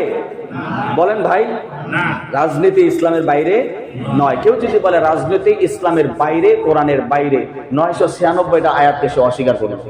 কয়টা? 996। আমার অ্যানালাইসিং এ তারও বেশি হতে পারে। 996টা আয়াতকে সে অস্বীকার করলে ও কি কাদিয়ানির চেয়ে বড় কাফের না ছোট কাফের? কাদিয়ানিরা কোরআনের একটি আয়াতের অংশ বিশেষ, পুরা আয়াত নয়, একটি আয়াতের অংশ বিশেষ, সেটি হলো কি খাতামুন নবিয়্যিন, আল্লাহর নবীকে শেষ নবী বিশ্বাস করে না। নবী হিসেবে মানে, কিন্তু শেষ নবী বিশ্বাস করে না। এতটুকুর জন্য যদি কাদিয়ানীরা কাফের হয়, আপনি যদি বলেন ইসলামের রাজনীতি নাই, তাহলে 996টা আয়াত অস্বীকার করে আপনি তো কুখ্যাত কাফের হবেন। অতএব ইসলামী রাজনীতি কোরআন ইসলামে আছে। কথা বুঝতে পারছেন? আল্লাহ আমাদেরকে হেদায়েত দান করুক, সহিহ বুঝ দান করুক, বলেন আমিন। আমরা চাই আমরা সকলেই মিলে কে কোন দল করি, কিন্তু কোরআন সুন্নাহর আইন এই জমিনে প্রতিষ্ঠিত হোক, এটা আমরা সকলে চাই তো ইনশাআল্লাহ। এটা আমরা সবাই চাই, দিল থেকে চাই, ঠিক কিনা বলেন ভাই? এটা আমাদের দিলের চাওয়া, এটা আমাদের অন্তরের চাওয়া। যেহেতু কোরআনের আইন জমিনে প্রতিষ্ঠিত না হওয়া পর্যন্ত পূর্ণাঙ্গ মুমিনই হতে পারবো না, তাহলে আমাদের পূর্ণাঙ্গ কামেল মুমিন হওয়ার জন্য আমাদের এই জমিনে কোরআনের আইন প্রতিষ্ঠিত করার চেষ্টা করার দরকার আছে না নাই ভাই? আল্লাহ আমাদেরকে হেদায়েত দান করুক, আল্লাহ আমাদের স্বপ্নকে বাস্তবায়ন করার তৌফিক দান করুক, বলেন আমিন। সম্মানিত হাজরিন, এই রাতে আল্লাহ রাব্বুল আলামিন 2 নাম্বার যেই লোকটাকে মাফ করবে না, সেই লোকটি হলো যারা মা বাবার সঙ্গে নাফরমান করে। কার সঙ্গে? 2 নম্বর অপরাধের দিকে আসলাম। কয় নম্বর অপরাধ? 2 নম্বর অপরাধ। এই 2 নম্বর অপরাধ আমাদের মধ্যে থাকলে আমরা আজকে তওবা করে বাড়িতে গিয়ে মা বাবা যাদের আছে তাদের কাছে ক্ষমা চাবো, মা বাবা যাদের চলে গেছে ফজরের সময় কবরের পাশে দাঁড়িয়ে আল্লাহর কাছে রোনাজারি করে আল্লাহর কাছে মা বাবার জন্য ক্ষমা চাবো, মা বাবার কাছেও আমরা ক্ষমা চাবো, এবং মা বাবার বন্ধু বান্ধব যারা আছে মুরব্বী তাদেরকে শ্রদ্ধা করব পিতার মতো, আল্লাহ তাআলা আপনাকে মাফ করবে। 2 নম্বর অপরাধ, আল্লাহ তাআলা বললেন যারা মা বাবার সঙ্গে নাফরমানি করবে এমন মানুষকে আল্লাহ তাআলা এই শবে বরাতের রাতে মাফ করবে না। তাহলে আমাদের মধ্যে যদি এই ধরনের নাফরমানি কোনো সন্তান থেকে থাকে, আমরা তওবা করতে রাজি আছি তো ভাই? এই রাতে আল্লাহর নবী বলেন, আয়েশা, এই রাতে আল্লাহ তাআলা এত মুমিন বান্দাকে মাফ করে দেয়। বনু কালিব গোত্রের অসংখ্য অগণিত মেষ আছে, প্রত্যেক মেষের শরীরের মধ্যে যতগুলা পশম আছে প্রত্যেক পশমের বিনিময়ে তাম দুনিয়ার মুমিনদেরকে আল্লাহ তাআলা আমভাবে মাফ করে দেয়। শুধু আয়েশা 5 শ্রেণীর লোককে মাফ করে না। ও ভাই, আমরা যদি ওই 5 শ্রেণীর লোকের মধ্যে পড়ে যাই তাহলে আমরা তওবা করতে রাজি আছি তো ইনশাআল্লাহ? তওবা করলে মর্যাদা কি কমে যাবে ভাই? তওবা করতে কি লজ্জা লাগবে? না। সুনান আবি দাউদের হাদিস, আল্লাহর নবী বলেন, আত-তাইবু মিনাজ যামবি কামাল্লা যামবা লাহু, যেই ব্যক্তি তওবা করে সঙ্গে সঙ্গে বেগুনাহ মাসুম হয়ে যায়। সুবহানাল্লাহ। আল্লাহর নবী বলেছেন সর্বশ্রেষ্ঠ আল্লাহর কাছে পছন্দনীয় আমল বা ইবাদত হলো তওবা করা। আদম আলাইহিস সালাম যখন তিনি তওবা করেন নাই, জান্নাতে তৈরি করলেন, তখন তাকে আল্লাহ তাআলা নবী বলে ঘোষণা দেয় নাই। তখন তিনি ছিলেন আব্দুল্লাহ, আল্লাহর বান্দা। যখনই আল্লাহ তাআলা দুনিয়াতে পাঠিয়ে দিলেন আর তিনি আল্লাহর কাছে তওবা করলেন আর বলেন রব্বানা যালামনা আনফুসানা ওয়া ইল্লাম তাগফির লানা ওয়া তারহামনা লানাকুনান্না মিনাল খাসিরিন। রব্বানা, হে আমাদের রব, যালামনা আনফুসানা, আমরা আমাদের নফসের উপরে জুলুম করেছি, তোমার অবাধ্য হয়ে একটা গন্ধম ফল খেয়ে ফেলেছি। আল্লাহ, নফসের উপরে জুলুম করে ফেলেছি। আদম আলাইহিস সালাম ভুল করলো কয়টা ভাই? একটা। আমরা আমাদের জীবনে কত ভুল করি। আদম নবী যদি একটা ভুল করার কারণে আল্লাহর কাছে শ্রীলঙ্কার শ্রীপাদায়া পাহাড়ে 350 বছর এক পায়ের উপরে দাঁড়িয়ে কান্না করতে পারে, আমাদের জীবনে কত ভুল হলো, তাহলে আমাদের কতবার আল্লাহর কাছে রোনাজারি করা উচিত, ঠিক কিনা বলেন? আদম আলাইহিস সালাম বলেন, রব্বানা, হে আমাদের রব, যালামনা আনফুসানা, আমরা আমাদের নফসের উপরে জুলুম করে ফেলেছি, ওয়া ইল্লাম তাগফির লানা, তুমি যদি আমাদেরকে মাফ না করো, ওয়া তারহামনা, আর রহম না করো, লানাকুনান্না মিনাল খাসিরিন, তাহলে আমরা জাহান্নামীদের কাতারে চলে যাব। আল্লাহ তাআলা আদম আলাইহিস সালামের এই ভাষা, এই দোয়াটা এত পছন্দ করলেন। আল্লাহ তাআলা বললেন, আদম রে, তোর সন্তানের জন্য তোর শিখানো ভাষা দোয়াটা আমি আখেরি জামানার উম্মতের জন্য কোরআনে কোট করে দিয়ে দিলাম। এই দোয়াটা পূর্বের কোনো কিতাবে ছিল না। সুবহানাল্লাহ বলেন ভাই। ইনজিলে ছিল না, তাওরাতে ছিল না, জাবুরে ছিল না। আদম আলাইহিস সালামের শিখানো ভাষাটা পূর্বের কোনো কিতাবে ছিল না। উম্মতে মুহাম্মাদীর প্রতি আল্লাহ তাআলা ইহসান করে এই দোয়াটা কোরআনের মধ্যে আল্লাহ তাআলা কোট করে দিলেন। এজন্যই আল্লাহর নবী বলেন, আল্লাহর কাছে সবচেয়ে পছন্দনীয় প্রিয় আমল হলো তওবা করা। তওবা করব তো ইনশাআল্লাহ? ইনশাআল্লাহ। মা বাবার সঙ্গে যারা নাফরমানি করেছি, আজকে আমরা যাদের ঘরে মা বাবা আছে, মা বাবার কাছে মাপ চেয়ে নিব। রাজি আছেন তো ইনশাআল্লাহ? ইনশাআল্লাহ। কোরআনে কারিমে পুরা কোরআন ব্যাখ্যা করছে আল্লাহর নবী। কে? আল্লাহর নবী। কিন্তু মা বাবার কথা কোরআনে যতবার এসেছে এটা ব্যাখ্যা রাসূলুল্লাহ দেয়নি। কে দেয়নি? আল্লাহর নবী দেয়নি, সরাসরি আল্লাহ তাআলা দিয়েছে। সুবহানাল্লাহ বলেন না ভাই?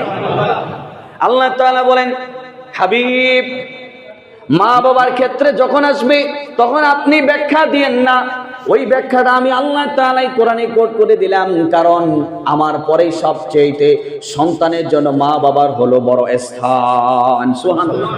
আল্লাহর পরে সবচেয়ে আমাদের জন্য মূল্যবান স্থান কার? কথা বলেন। সন্তানের জন্য কার ভাই? বাবা মার। কিন্তু সেই মা বাবা আজকে অবহেলিত, ঠিক কিনা বলেন ভাই? মা বাবা আজকে অবহেলিত। মুরব্বী বাবাজিরা যারা আছেন, আমি আপনাদেরকে একটি দোয়ার কৌশল শিখাই দিই আল্লাহ তাআলার কাছে কিভাবে করবেন।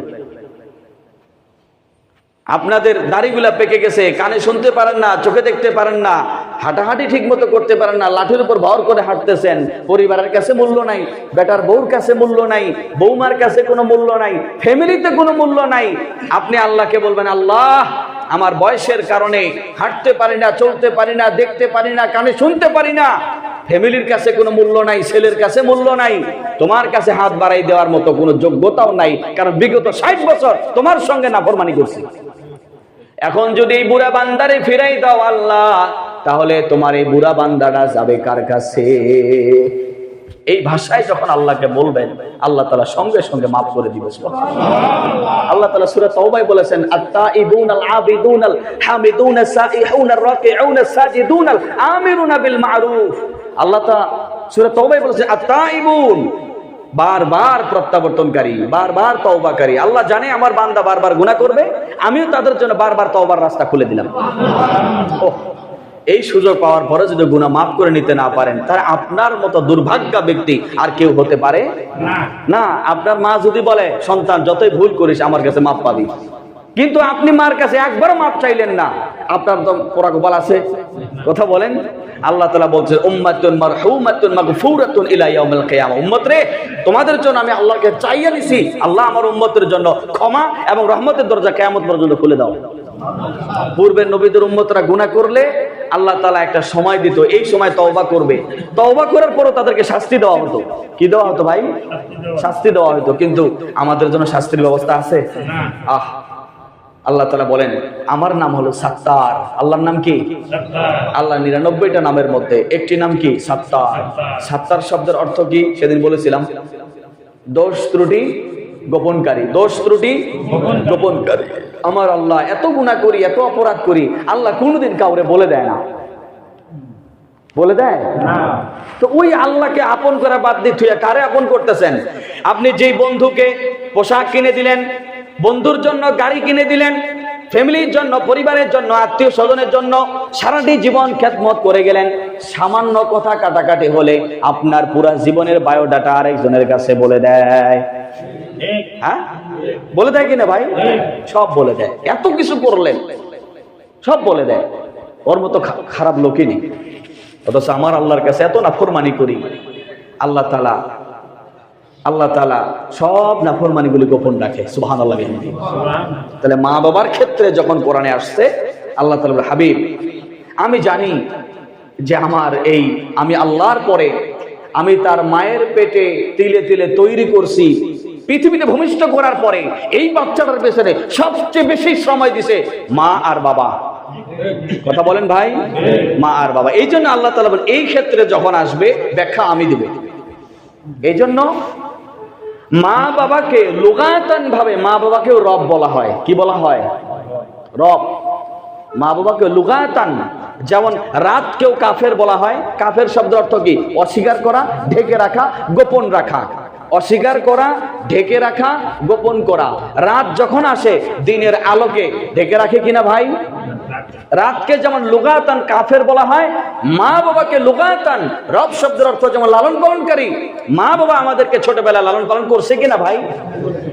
এত কষ্ট দিয়েছি, রাতের বেলায় পেটের বেদনায় প্রস্রাব করে দিয়েছি, পায়খানা করে দিয়েছি মায়ের বিছানায়। এরপরে মা একবারও বিরক্ত হয়ে গলা টিপে মারে ফেলে নাই। ঠিক কিনা বলেন ভাই? গলা টিপে ধরে নাই, মারে নাই, গাইলও দেয় নাই, ধমকও দেয় নাই, বিছনা থেকে নামায় মাটিতেও শোয়াই দেয় নাই। এই জন্য আল্লাহ তাআলা বান্দারে, আমি আল্লাহ তোর মায়ের পেটে তোরে তৈরি করার পর, ভূমিষ্ঠ করার পরে সবচেয়ে বেশি সময় দিছে দুইটা মানুষ, তোর মা এবং তোর বাবা। এই জন্য ওদের সঙ্গে নাফরমানি যদি করিস, আমি আল্লাহ তাআলা তোর কোনো আমলই আমার কাছে কবুল করব না। আমরা রাজি আছি তো ইনশাআল্লাহ ভাই? আমরা মা বাবার ক্ষেত্রে সতর্ক হব ইনশাআল্লাহ। বলেন ইনশাআল্লাহ। আল্লাহ তাআলা বলেছেন, ওয়াকফিদ লাহুমা জানাহাজ যুল্লি মিনার রাহমা। ওয়াকফিদ লাহুমা জানাহ শব্দের অর্থ হলো ডানা। কি বলেন? ডানা। আল্লাহ তাআলা পাখির ডানার সাথে তুলনা করলেন, যে পাখি যেরকম তার বাচ্চাগুলিকে তার ডানা দিয়ে বুকে আলগায় রাখে, মায়ের ডানার ভিতরে থাইকে আসে যেমন নিরাপত্তা বোধ মনে করে, তোমার মা বাবা যখন বয়োবৃদ্ধ হয়ে যাবে, তোমার মা বাবা যেন বলে, আমার ছেলে থাকতে আমার আর কোনো ভয়, চিন্তা, টেনশন নাই। এটা যেন সে বলে। আর যেন এই কথা বলে না উঠে যে উফি ওয়ালা তানহারহুমা, এই কথা যেন কখনো না বলে। উফ, এই উফ শব্দটা করলেই শেষ, আপনার জীবন বরবাদ। কি বরবাদ? আল্লাহর নবী জাহিলি যুগে পৃথিবীর বুকে, জাহিলি যুগে, ওই যুগে নারীদের কোনো সম্মান ছিল না, মর্যাদা ছিল না। আল্লাহর নবী বলে দিলেন, আল জান্নাতু তাহতা আকদামিল উম্মাহাত, দুনিয়ার সমস্ত সন্তানরা জেনে রাখো, তোমাদের প্রত্যেকের জান্নাত হলো তোমাদের মায়ের পায়ের নিচে। কত মর্যাদা বাড়াই দিলেন, চিন্তা করা যায়। অথচ জান্নাতের একটা ইট, এই দুনিয়ার তাম সম্পদ বিক্রি করলেও জান্নাতের একটা ইটের সমান হবে না। অথচ ওই পুরো জান্নাতটা আল্লাহ রাসূল বলতেছে, ওই পুরো জান্নাত তোর মায়ের পায়ের নিচে রাখছে রে। এবার বুঝ তোর মায়ের মূল্য কি, এবার বুঝ তোর বাবার মূল্য কি। এই মা বাবার সঙ্গে কেমনে তুই নাফরমানি করিস, যদি তার সঙ্গে নাফরমানি করিস, আমি আল্লাহ তাআলা তোর সঙ্গে সম্পর্ক ছিন্ন করলাম। সুনান তিরমিজির হাদিস, আল্লাহর হাবিব বলেন, আর রাহিম মুআল্লাকাতুম বিল আরশ, আরশের ভিতরে রক্তের বন্ধন ঝুলন্ত অবস্থায় থাকে। কিভাবে ভাই? ঝুলন্ত অবস্থায়। ওই রক্তের বন্ধনটা ডেকে ডেকে বলে, মান ওয়াসালানি ফাকাদ সালাকাল্লাহ, যে আমি রক্তের বন্ধনকে অটুট রাখবে, আল্লাহ তাআলা তার সঙ্গে সম্পর্ক অটুট রাখবে। সুবহানাল্লাহ বলবেন না? তাহলে রক্তের বন্ধনের সঙ্গে সবচাইতে আমাদের রক্তের বন্ধন কার সঙ্গে? বাবা মার সঙ্গে, ঠিক কিনা বলেন? এই জন্যই রক্তের বন্ধন আরো সে ঝুলন্ত অবস্থায় থাকে, আর ও বলতে থাকে যে আমাকে রক্ষা করবে, আল্লাহ তাআলা তাকে রক্ষা করবে। সুবহানাল্লাহ বিহামদিহি। রাসূল করিম সাল্লাল্লাহু আলাইহি সাল্লাম তিনি জন্ম হবার পরে বাবাকে দেখেন নাই, মাকেও 6 বছর পরে হারাই ফেললেন। হালিমাতুস সাদিয়া কাছে মানুষ হলেন। এই হালিমাতুস সাদিয়া যখন বয়োবৃদ্ধ হয়ে গেলেন, আল্লাহর নবী মসজিদ নববীর ভিতরে সাহাবায়ে কেরাম সেইভাবে কুশল বিনিময় করছেন। ঠিক এমন সময় ওই বয়স্ক মহিলা সাহাবায়ে কেরাম চিনতে পারে নাই, বয়স হওয়ার কারণে হালিমাতুস সাদিয়াকে চিনতে পারে নাই। বয়স্ক মহিলা এক পা দুপা করে বহু কষ্ট করে আল্লাহর নবীর কাছে আসলেন। যখনই মসজিদ নববীর গেটের ভিতরে ঢুকছে, সাহাবায়ে কেরাম বসা অবস্থায় সঙ্গে সঙ্গে সেই বৃদ্ধ মহিলার সম্মানে আল্লাহর নবী দাঁড়ায় গেছে। রাসূলুল্লাহ সাল্লাল্লাহু আলাইহি ওয়াসাল্লাম বলেন, আল্লাহ আমাকে শিষ্টাচার আদব শিক্ষা দিছে। আল্লাহ নবীকে সরাসরি আল্লাহ নবীকে আদব এবং শিষ্টাচার শিক্ষা দিছে। আমাদের মধ্যে আছে? বলেন। বড় যদি হতে চাও, যে যত বড় হতে চাইবা তত নম্র হও। কি হও ভাই? নম্রতা হৃদয়ের ভিতরে, রহম দিল যার, সফট হার্ট যার, আল্লাহ তাআলা সেই দিলের ভিতরে রহম ঢেলে দেয়। সুবহানাল্লাহ বিহামদিহি। তার মর্যাদাকে বাড়ায় দেয়। বিনয়ী, যেটাকে বিনয়ী বলা হয়, বিশ্বস্ত, আমানতদার যেটাকে বলা হয়। রাসূল করিম সাল্লাল্লাহু আলাইহি ওয়াসাল্লাম সেই বৃদ্ধ মহিলাকে দেখে আল্লাহর নবী দাঁড়ায় গেলেন। গায়ে চাদর মোড়ানো অবস্থায় ছিল, শীতের, মাঘ মাসে শীতের রাত। চাদরটা সেই বৃদ্ধ মহিলার জন্য, ফ্লোরের ভিতরে তো মসজিদ নববীর ফ্লোর, মাটি, বালি, এখানে পাথর, সেখানে বৃদ্ধ মহিলা বসলে কষ্ট হবে। আল্লাহর নবী নিজের গায়ের চাদরটা বিছাই দিলেন। সাহাবায়ে কেরাম অবাক হয়ে গেলেন, ইয়া রাসূলুল্লাহ, এই বৃদ্ধ মহিলাটাকে চিনতে পারলাম না, যার জন্য আপনার গায়ের চাদরটা জমিনের মধ্যে বিছাই দিলেন। আর ওই মহিলাই বা কেমন মহিলা, যেই মহিলা আপনি নবীর চাদরের উপরে বসে পড়লো? হযরত ওমর যখন এই প্রশ্ন করলেন, আল্লাহর নবী বললেন, ওমর, এই বৃদ্ধ মহিলা হলো আমার দুধমা হালিমাতুস সাদিয়া। জন্মের পরে আমার মায়ের বুকের দুধ আমার কিসমতে হয় নাই, মায়ের আদর তেমন আমি পাই নাই, বাবার আদর বাবাকে আমি চোখে দেখি নাই। যেই বৃদ্ধ মহিলা আমাকে নিজেকে কোলে পিঠে মানুষ করেছে, যার বুকের দুধ পান করে আমি মুহাম্মদ কিশোর নবী বড় হয়েছি, তিনি হলেন আমার হযরতে দুধমাতা হালিমাতুস সাদিয়া। সুবহানাল্লাহ। আচ্ছা ভাই, দুধ মায়ের জন্য যদি আল্লাহ রাসূল এই সম্মান করে, নিজের মা যদি বেঁচে থাকতো কি না করতো? কথা বলেন ভাই। তাহলে আমাদের ঘরে যাদের মা বাবা আছে, নাফরমানি করব? যদি করেন মাপ পাবেন না। তা আপনি আমি মাপ আল্লাহর কাছে পাইতে চাইতো ইনশাআল্লাহ। তাহলে আজকেই আমাদেরকে তওবা করতে হবে। মা বাবার সঙ্গে যাদের সম্পর্ক নাই, আপনি চেষ্টা করবেন, আপনার 4-5 ভাই আছে, আপনি চেষ্টা করবেন আমার মা বাবা আমার কাছে খাবে। কি করবেন? আমরা তো অনেক সময় এক ছেলের কাছে দিয়ে দিই, মা বাবাকে ভাগ করে, বাকি ভাইগুলো আমরা সুন্দর দিব্যি বউ নিয়ে আরাম করে ঘুমাইতেছি। ঠিক কিনা বলেন ভাই? ছেলের সঙ্গে সম্পর্ক বেশিরভাগ কাট হয় ঘরের বউয়ের জন্য। কিসের জন্য? ঘরের বউয়ের জন্য, বেশিরভাগ স্ত্রীর জন্য বাবা মার সঙ্গে সম্পর্ক দূরত্ব হয়। অথচ আল্লাহর হাবিব বলেছেন, দুনিয়ার মহিলাদেরকে আল্লাহর নবী ডেকে বলেছেন, মহিলারা শোনো, তোমরা যদি চাও তোমাদের স্বামীর দুইটা জিনিস বাড়ুক, ও হায়াত বাড়ুক, সম্মান বাড়ুক, রেজেক বাড়ুক, আয় রোজগার বাড়ুক, তাহলে তারা যেন তাদের মা বাবার সঙ্গে সম্পর্ক ভালো রাখে। তাহলে যেই মহিলা মা বাবার সঙ্গে স্বামীকে সম্পর্ক ছিন্ন করে দেয়, ওই মহিলা স্বামী তাড়াতাড়ি মরুক, এটাই চায়। এটা বুঝাবেন বাড়ি থেকে বিবিকে, বুঝাবেন তো ইনশাআল্লাহ। বিবিকে বুঝাবেন যে তুমি যদি মা বাবার সঙ্গে আমাকে দূরত্ব সৃষ্টি করাও, তাহলে আল্লাহর নবী বলেছে আমার হায়াত কমে যাবে। তুমি কি চাও আমি তাড়াতাড়ি মরি? যদি আমাকে দীর্ঘদিন তোমার কাছে পেতে চাও, তাহলে আমার মা বাবার সঙ্গে সম্পর্ক ঠিক করো। সুবহানাল্লাহ বলেন। এটা বাড়ি থেকে বিবিরে বলতে পারবো তো ইনশাআল্লাহ? না, সবাই তো ইনশাআল্লাহ বললেন না। যাদের বিবি আছে ওরা বলবেন, ওই ছোট ছোট বাচ্চাগুলো ইনশাআল্লাহ বলতেছে, এরা তো বিয়েই করে নাই, ঠিক কিনা বলেন? হ্যাঁ, বিয়ের আগে ইনশাআল্লাহ বলে হবে। যাও, 3 নাম্বার হলো যারা সুদ খায়। 3 নাম্বার কি? কথা বলেন। সুদ। আহাল্লাল্লাহুল বাইআ ওয়া হাররামার রিবা। এখানে অনেক ব্যবসায়ী ভাইয়েরা আছে, আল্লাহ ব্যবসাকে হালাল করছে। সুবহানাল্লাহ বলেন। ব্যবসাকে কি করছে? হালাল। এবং রাসূলুল্লাহ সাল্লাল্লাহু আলাইহি ওয়াসাল্লাম যে সৎভাবে হালাল ব্যবসা করবে, হাসর হবে আমার প্রিয় সাহাবী আবু বকরের সঙ্গে।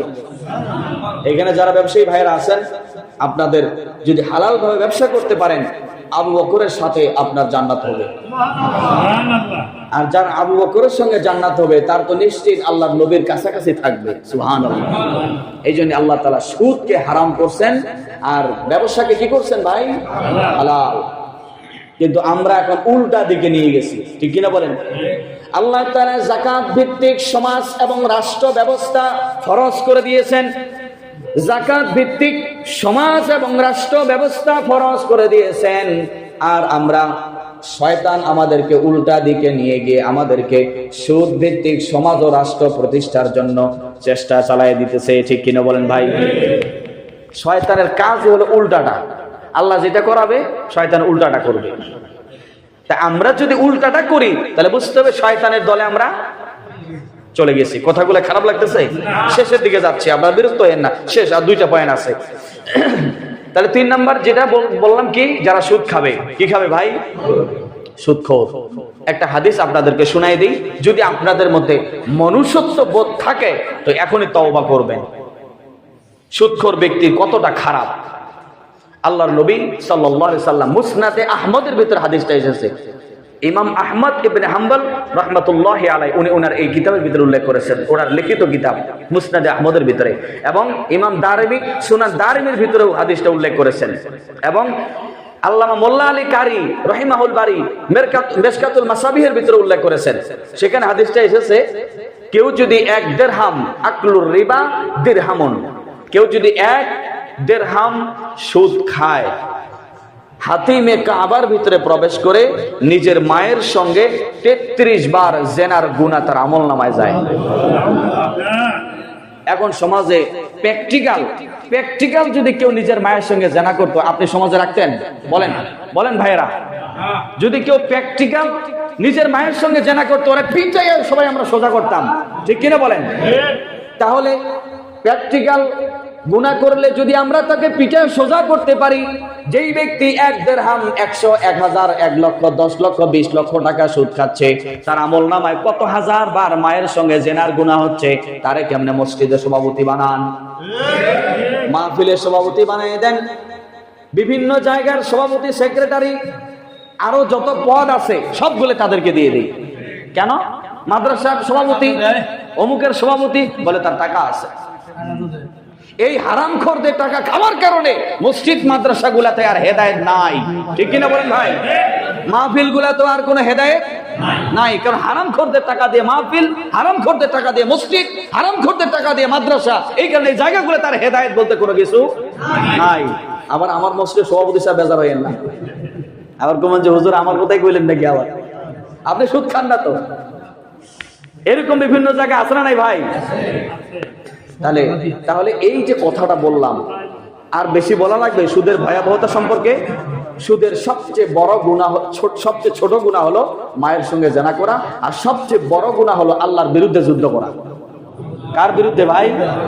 আল্লাহর বিরুদ্ধে। ভাই পয়েন্টগুলো মনে আছে? 1 নম্বরে এই রাতে কাদেরকে মাফ করবে না? শিরককারী। বলেন খেয়াল রাখতে হবে তো, না হলে তো আমরা মাফ পাবো না। 1 নম্বর কি? শিরককারী। 2 নম্বরে মা বাবার সঙ্গে নাফরমানকারী। 3 নম্বরে সুদখোর। সুদখোর আমাদের সমাজে আছে, মনে রাখবেন। মসজিদ সুদখোরের টাকা দিয়ে, মাদ্রাসা সুদখোরের টাকা দিয়ে চাকচিক্য না করে হালাল টাকা দিয়ে যদি টিনের ছাদ হয়, হালাল টাকা দিয়ে যদি এটা ছাপরাও হয়, এখানে আল্লাহর হেদায়েত নাজিল হবে। আল্লাহর নবীর মসজিদে নববী ছিল খেজুরের পাতার চাটাইয়ের, কিসের? মসজিদ নববী ছিল, ছাদ ছিল খেজুরের পাতার, আর জমিনটা ছিল বালুর উপরে। অথচ সাহাবে একরাম যারা সেজদা দিছে, এক একজন সাহাবের সেজদায় আল্লাহর আরশ পর্যন্ত কেঁপে উঠছে। তাহলে আমরা মসজিদ টাইলস করব, মসজিদ উন্নত করব, হারামখোরদের টাকা দিয়ে মাদ্রাসা করব, কিন্তু ওই জায়গায় আল্লাহর রহমত কখনোই নাজিল হবে না। কথা বুঝতে পারছেন ভাই? তাহলে 3 নম্বর পয়েন্ট গেল নাকি? 4 নম্বর পয়েন্ট, হিংসা বিদ্বেষ পোষণকারী। 4 নম্বর কি? হিংসা। হিংসা কিন্তু তবিয়তগত হবে, সবার মধ্যে আছে। আমি আপনাদের উদাহরণ দেই। আপনার একটা বাচ্চা 1 বছর বয়স হয়েছে, সে কি বা বুঝে? ওই বাচ্চাটার সামনে যদি আরেক বাচ্চা কোলে নেন, এক কোলে নিলেন এই আরেক বাচ্চা, আরেক কোলে নিবেন আপনার বাচ্চাটাকে, এই বাচ্চা দেখবেন ওই বাচ্চাটাকে গুতা দিতেছে, তুই আমার বাপের কোলে কেন? ঠিক কিনা বলেন? তাহলে হিংসা তো বিয়োগগত হবে, জন্মগত হবে, প্রত্যেকের মধ্যে আছে। কিন্তু আল্লাহ তাআলা বলেন লা তামশি ফিল আরদি মারহান ইন্নাকা লান তাখরিকাল আরদা ওয়া লান তাবলুগাল জিবালা তুলা।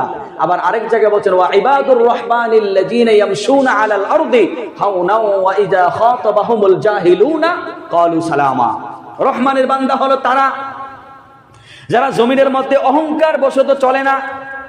কি করে চলে না ভাই? আমার 10 তলা বিল্ডিং আছে, কয়েক কোটি টাকার মালিক, আমি এলাকার পাতি নেতা, আমার সাথে লাগতে আসছিস, শেষ, সব শেষ। হিংসা করলে কি হয়? আল্লাহ তাআলা রাসূলুল্লাহ সাল্লাল্লাহু আলাইহি ওয়াসাল্লাম হাদিস শরীফে বলেছেন, আগুন দাউ দাউ করে জ্বলতেছে, মনে করেন একটা শুকনা লাকড়ি আগুনের ভিতরে ছেড়ে দিলেন, 10 মিনিট পরে ওই লাকড়ি যদি বের করতে চান পাবেন? ছাই হয়ে যাবে। আল্লাহর নবী বলেন, যারা হিংসা বিদ্বেষ পোষণ করবে মুসলমান হয়ে আরেক মুসলমানের উপরে, তার আমলকে শুকনা লাকড়ির মতো, আগুন যেরকম শুকনা লাকড়িকে তার অস্তিত্বকে বিলীন করে দেয়, তোমরা যদি একজন মুসলমান আরেকজন মুসলমানের সঙ্গে হিংসা বিদ্বেষ পোষণ করো, তোমাদের আমলগুলি এইভাবে জ্বালিয়ে আল্লাহ তাআলা ভস্ম করে দিবেন। তাহলে আমরা আমলিগ করি, বিএনপি করি, জাতীয় পার্টি করি, জামাত করি, চরমনাই করি, যেই দলই করি না কেন, মুসলমান যদি হই, একজন আরেকজনের সঙ্গে হিংসা বিদ্বেষ পোষণ করা যাবে না। রাজি আছে তো ইনশাআল্লাহ? ইনশাআল্লাহ। সমাজের ভিতরে কেন জানি এখন দিন দিন যতই দিন যাচ্ছে আমাদের ভিতরে এত দূরত্ব সৃষ্টি। অত সাহাবা ইকরাম একজন আরেকজনের সঙ্গে দেখা হলে সূরা আসর তাদেরকে শোনাই দিত, আর আমলের কথা শুনতো। ভাই আজকে তাহাজ্জুদ পড়ছো, ভাই আজকে নফল নামাজ পড়ছো, রোজা রাখছো ভাই। আর আমরা দেখা হলেই বলে, ভাই রে তোর ছেলের কি খবর, ভার্সিটিতে চান্স পাইছে, তোর ছেলে কি বিসিএস ক্যাডার হয়েছে, ভাই কয় বিঘা সম্পত্তির মালিক হইলা, ভাই তোমার ব্যবসা কেমন চলতেছে। দুনিয়া নিয়ে প্রশ্ন, আর সাহাবা ইকরাম আখিরাত নিয়ে প্রশ্ন করতো। আমাদের মধ্যে নাই, আখিরাতের কোনো চিন্তাই নাই আমাদের মধ্যে। আমরা এত দুনিয়াটা পাই, এত বেহুশ হয়ে গেলাম যে কেন। আপনি আগুন ধরাবেন, আগুন জ্বলতেছে, এই আগুনের ভিতরে দেখবেন এক শ্রেণীর এই ফড়িং আছে, লাফ দিয়ে এসে আগুনের ভিতরে ঝাঁপ দেয়, পরে কি না? পড়ার পরে কি বাইসে থাকে না, মরে। বাকিগুলা দেখতেছে, যেই যাইতেছে হ্যাঁ শেষ, যেই যাইতেছে হ্যাঁ শেষ, এরপরও ওরাও আইসা আগুনের মধ্যে ঝাঁপ দিচ্ছে। ঠিক কিনা বলেন? আমরা কত দেখলাম, আমার পাড়া প্রতিবেশী, বন্ধু বান্ধব, ভাই, নিকটাত্মীয়, কত মানুষ দেখলাম সবাই কবরে গেল, এরপরও আমিও যাব, কিন্তু একটা বারের জন্য হুশ আমাদের ফিরে আসলো না। ঠিক কিনা বলেন ভাই? তাহলে 4 নম্বর যে বিষয়টা বললাম সেটি হলো হিংসা বিদ্বেষ পোষণকারী। ওমিন শাররি হাসিদিন ইযা হাসাদ, ওমিন শাররি হাসিদিন ইযা হাসাদ। আল্লাহ নবী বলেছেন, আল্লাহর কাছে পানাহ চাও, হে আল্লাহ হিংসাকারীর হাসাদ থেকে আমাকে রক্ষা করো।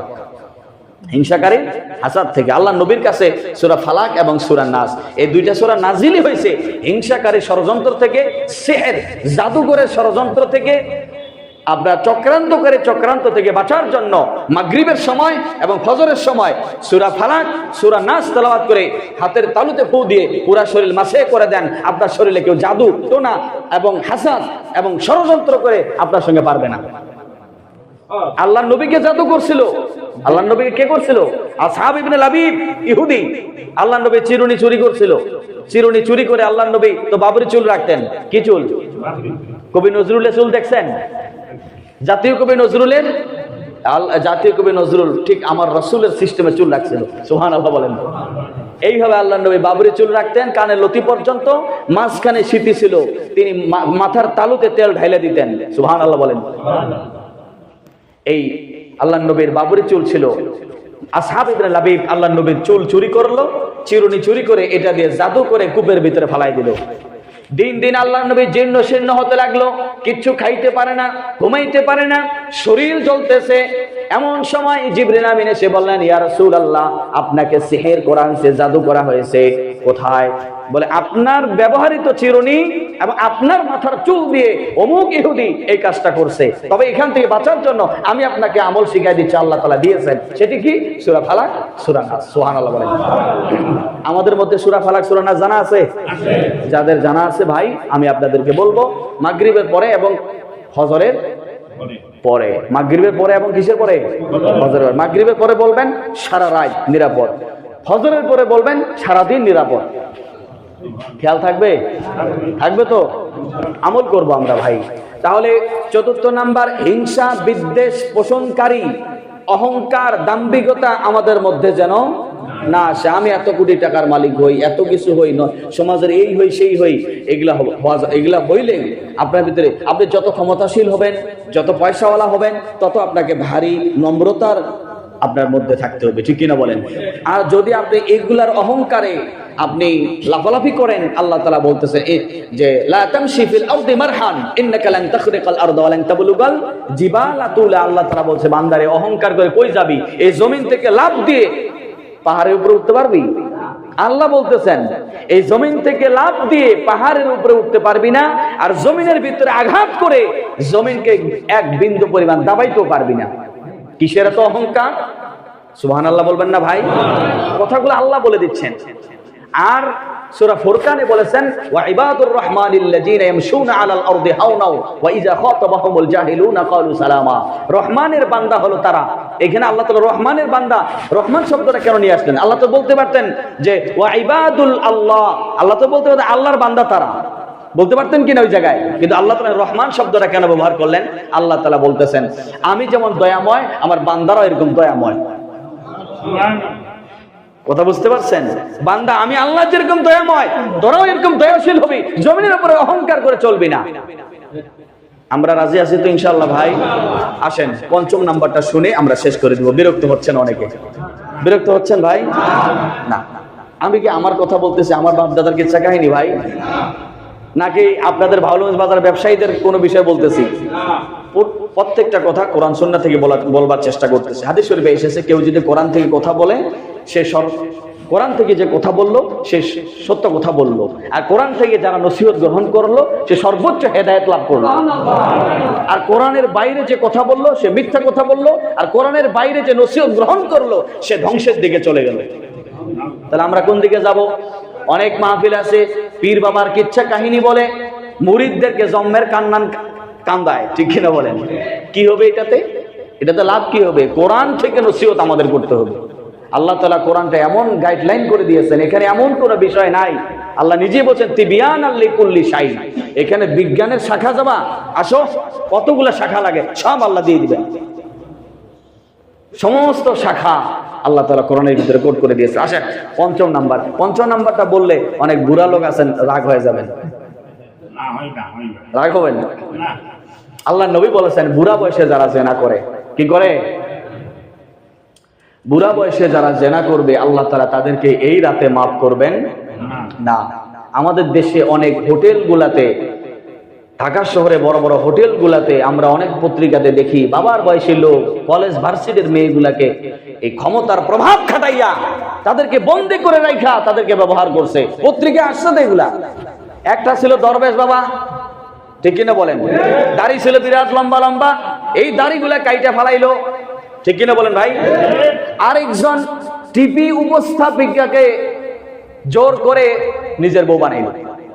কি বানাইলো? জোর করে। ওরে বলে তালাক দে, না হলে তোর জীবন শেষ। এই যে রাসূলুল্লাহ সাল্লাল্লাহু আলাইহি ওয়াসাল্লাম বললেন, যারা বুড়া বয়সে জিনা করবে, খারাপ কাজ করবে, আল্লাহ তাআলা তাদেরকে মাফ করবেন না। হযরত ওমর রাদিয়াল্লাহু তাআলা আনহু একদিন আল্লাহর নবীর দরবারে গেলেন, গিয়ে দেখেন রাসূলুল্লাহ কেউ মারা গেলে যেরকম কান্না করে এরকম ভাবে কান্না করছেন।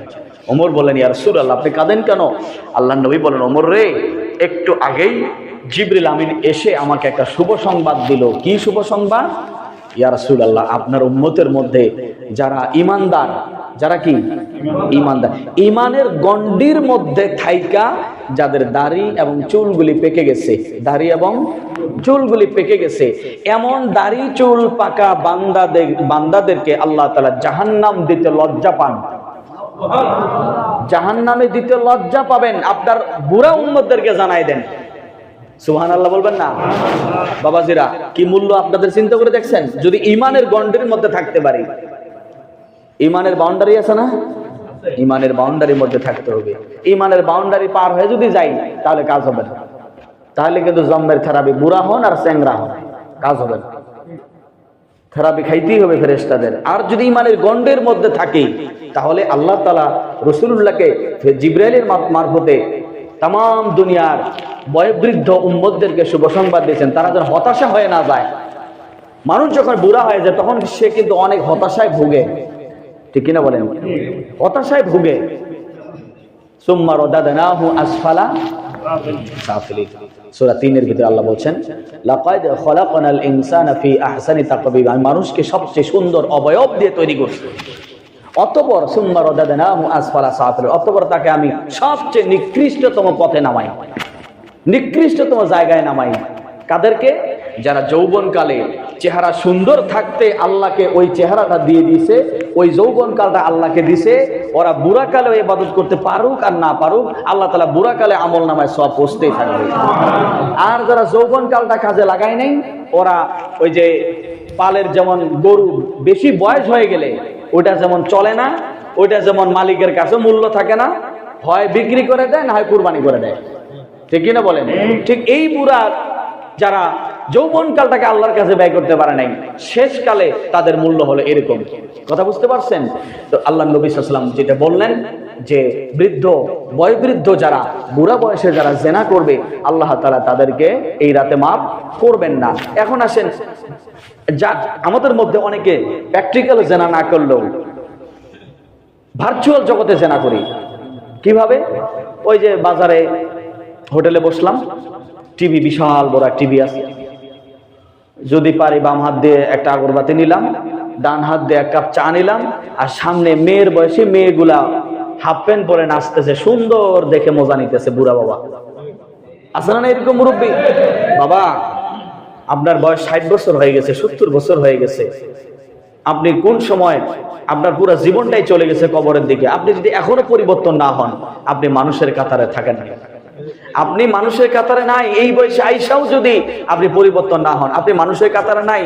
আপনি ফিজিক্যাল দেখতে মানুষ হইলেও আপনার বিবেক মানুষের কাতারে নাই। আল্লাহ তাআলা আমাদের সকলকেই 1 নম্বরে শিরিক মুক্ত জিন্দেগি দান করুক, বলেন আমিন। 2 নম্বরে মা বাবার সঙ্গে যেন আমরা নাফরমানি না করি। 3 নম্বরে সুদ মুক্ত জিন্দেগি আমরা যেন গঠন করতে পারি, বলেন আমিন। চতুর্থ নম্বর হিংসা বিদ্বেষকারী। 5ম নম্বর জিনা থেকে আমরা বাঁচবো। রাজি আছি তো ইনশাআল্লাহ? আল্লাহ রাব্বুল আলামিন আমাদের প্রত্যেককে যা বললাম, আমাকে সহ আমাদের সকলকে আমল করা তৌফিক দান করুক, বলেন আমিন। আমার কথায় কেউ যদি কষ্ট পেয়ে থাকেন, আল্লাহর ওয়াস্তে ক্ষমা করবেন। আমি কোরআন হাদিসের কথাগুলি আপনাদেরকে অনেক সময় শক্তভাবে বলছি। কেন বলছি? আপনাদের কল্যাণের জন্য, আপনাদের মঙ্গলের জন্য, আপনাদের ভালোর জন্যই অনেক কথা করা হবে, কঠোরভাবে বলছি, আল্লাহ নবী যখন কোরআন থেকে কথা বলতেন, ওহী নাজিল হয়তো আল্লাহ নবীর কাছে, তিনি যখন কথা বলতেন তার চোখগুলো লাল বর্ণ হয়ে যাইত। কি বর্ণ হয়ে যাইত? লাল। এত রাগান্বিত সুরে তিনি ওহীর কথাগুলো তিনি জানাইতেন, যেন পুরা উম্মতের মাঝে জাহান্নামের দৃশ্যটা তুলে ধরে তিনি বয়ান করতেন। উম্মতরে, এই দুনিয়া হলো ওমাল হায়াতুদ দুনিয়া ইল্লা মাতাউল গুরুর, দুনিয়াটা প্রতারণার জায়গা ছাড়া কিচ্ছু না। আপনি বলতেছেন ছেলে আমার, বউ আমার, পরিবার আমার, সম্পদ আমার, মর, একটু করে মর। তোর ছেলেও আপন না, তোর বউ আপন না, সম্পদও আপন না, 3.5 হাত মাটি শুধু আপন। ঠিক কিনা বলেন ভাই? ওই 3.5 হাত এমপি হন আর মন্ত্রী হন, মৌলবি হন আর শ্রমিক হন আর কৃষক হন আর নেতা হন আর পাতি হন, যেই হন না কেন, ওই 3.5 হাতই হলো আপনার জায়গা। শাহে সেকান্দার বাদশাহ জুলকারনাইন যখন ইন্তেকাল করবেন, ইন্তেকালের পূর্ব মুহূর্তে তার ছেলেদেরকে নসিহত করলেন, বলে শেষ করে দিচ্ছি। ছেলেদেরকে নসিহত করলেন, সন্তানরা আমার, আমি তোমাদেরকে একটা নসিহত করছি, আমি যখন মারা যাব আমার লাশটাকে খাটিয়ার মধ্যে উঠাইয়া 2 হাত বাইরে এইভাবে তোমরা বের করে দিবা, আর আমার দেশের বড় বড় শহরগুলিতে আমার লাশটাকে নিয়ে বেরাবা। ছেলেরা অবাক হয়ে বলল, বাবা, জীবনে কোনোদিন তো এরকম নসিহত কোন সন্তানদেরকে বাবারা করে নাই, আপনি এরকম নসিহত করলেন কেন? সারা শহরে হাতগুলি বের করে আমরা কেন নিয়ে বেরাবো আপনাকে? আপনি তো শাহে সিকান্দার, পুরা পৃথিবীর মালিক, আপনার হাতগুলি মৃত্যুর পরে এইভাবে কেন খোলা অবস্থায় শহরগুলিতে নিয়ে বেরাবো? তখন শাহে সিকান্দার বাদশাহ জুলকারনাইন বললেন, ছেলেরা আমার, আমি দুনিয়ার মানুষদেরকে জানাই দিতে চাই, তাম দুনিয়াটার রাজত্ব ছিল আমার হাতে, কিন্তু বিদায় বেলা গেলাম শূন্য হাতে। বিদায় বেলা পুরা পৃথিবী আমার কাছে ছিল, কিন্তু আজকে আমি জুলকারনাইন যাচ্ছি কবরে খালি হাতে, কিচ্ছু নাই। এই শিক্ষাই আমি আমার জাতিকে দিতে চাচ্ছি। আল্লাহ কি আমাদেরকে সহি বুঝ দান করুক, বলেন আমিন। কিছু বলবেন হুজুর? তা আমরা একটু দরুদ পড়ি, আল্লাহুম্মা